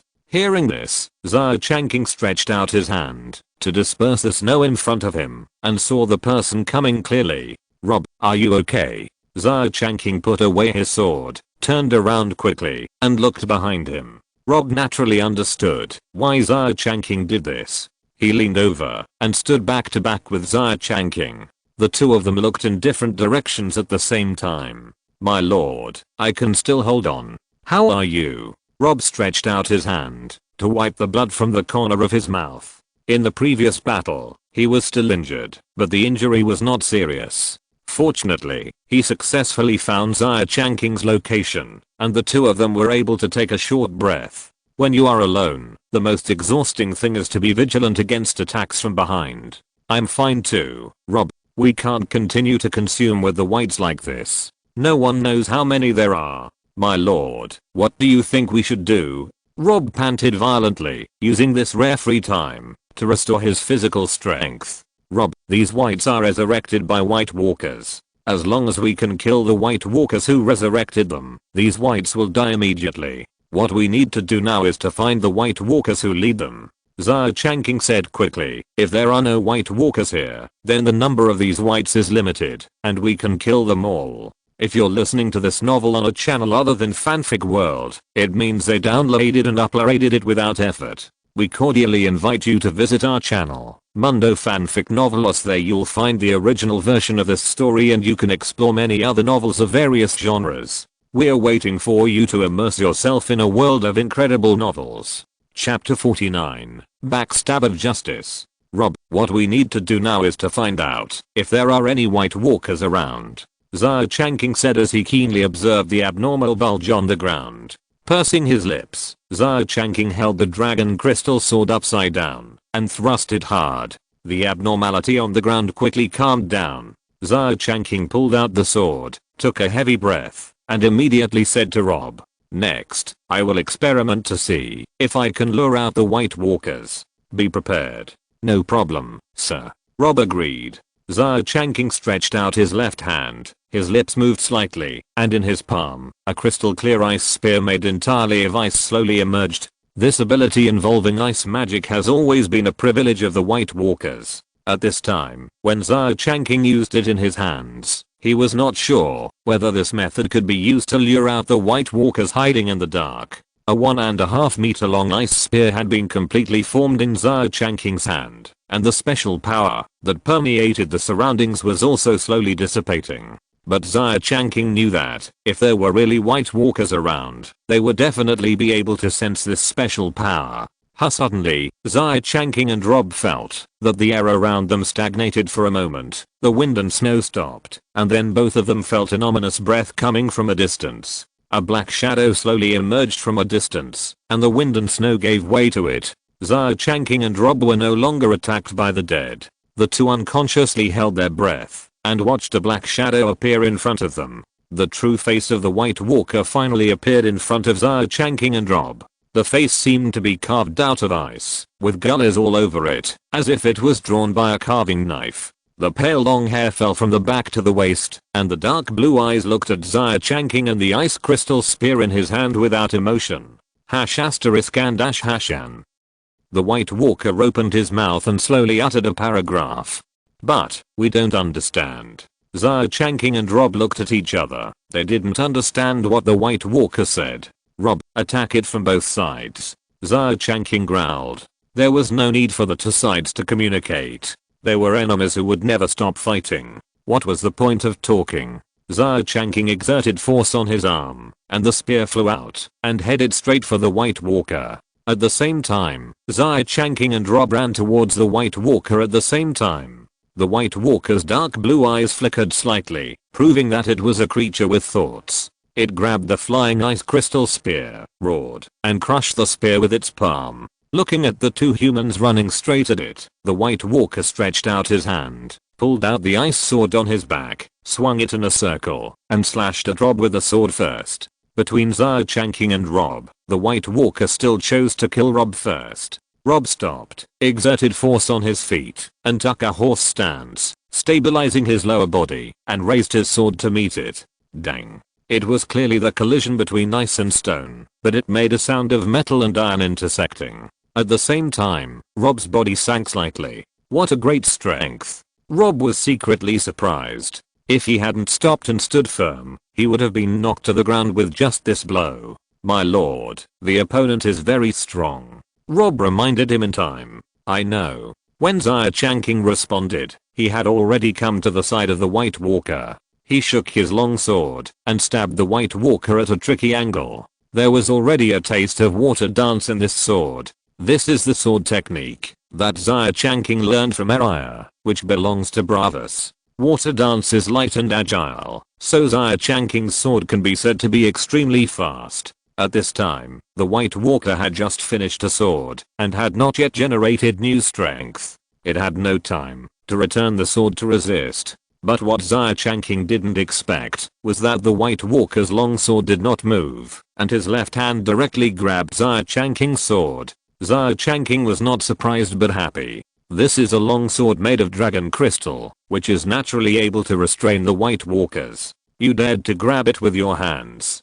Dragon crystal, also known as obsidian, is a kind of ore, but it seems to contain the power of fire, so it can cause damage to the White Walkers. Weapons made of dragon crystal are far less sharp than Valyrian steel. The damage to the White Walkers is more stabbing than slashing. However, when the White Walker's left hand grabbed Xia Changqing's dragon crystal longsword, Xia Changqing could clearly see that the White Walker was just like an ordinary person putting his hand into the flame. It just touched the dragon crystal and threw it away again. The short-term obstruction also gave the White Walker a chance to retract the longsword. When Xia Changqing slashed with the next sword, the White Walker's ice sword just blocked the way.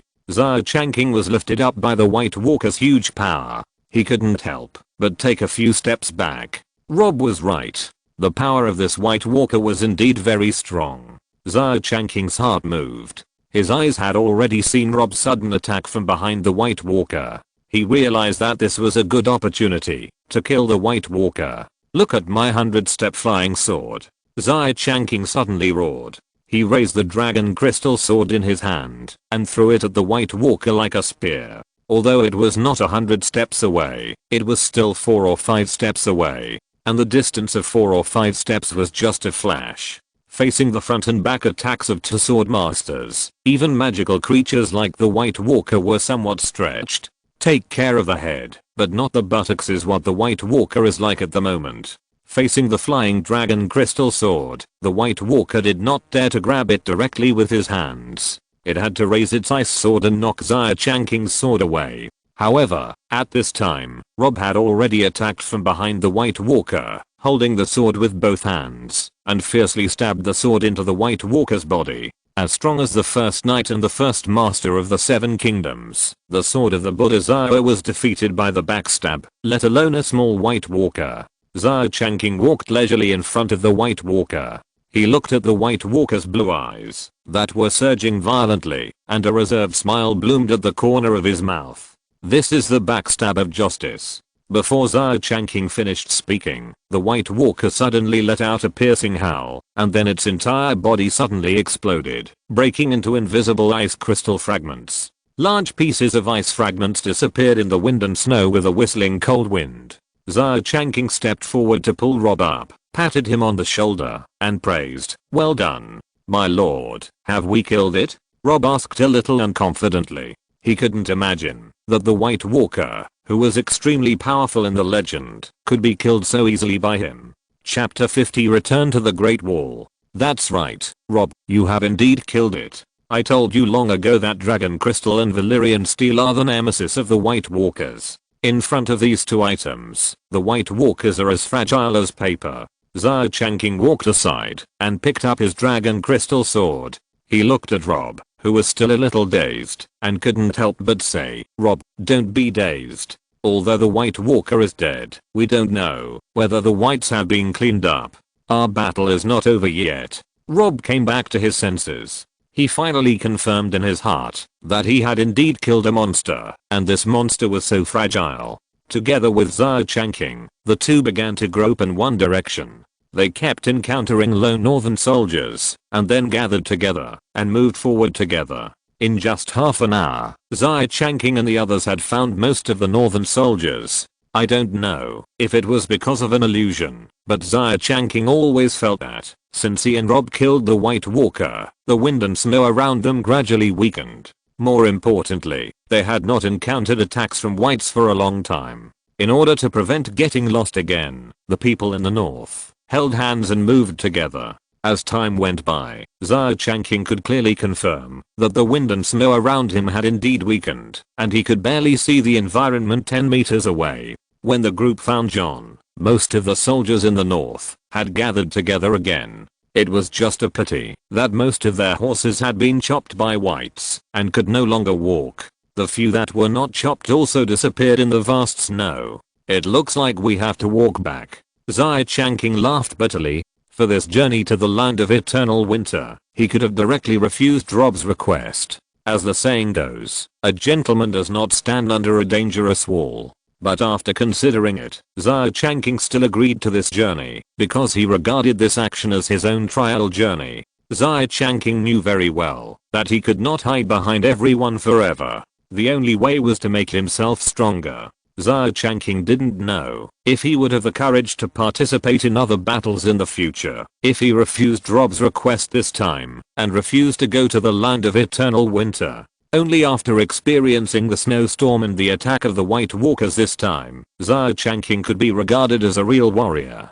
Even if he lost the skills granted by the system and the ability to obtain a group of loyal subordinates in future adventures, he could still survive in the world of the heavens with his own abilities and become stronger and stronger. Xia Changqing didn't think that he would stay in this world forever. "My lord, this is all my fault. If I hadn't insisted, you wouldn't be in danger at all," Rob said with some guilt. He knew in his heart how important Xia Changqing was to the entire North and even the entire Westeros continent. But because of him, he let him take risks here. Rob thought it was his own fault. "Rob, don't say that. I promised you this myself." Xia Changqing smiled brightly and said to Rob with relief, "And didn't we also gain a lot this time? Not only did we find John, but we also proved that the White Walkers are not invincible. This trip was not in vain."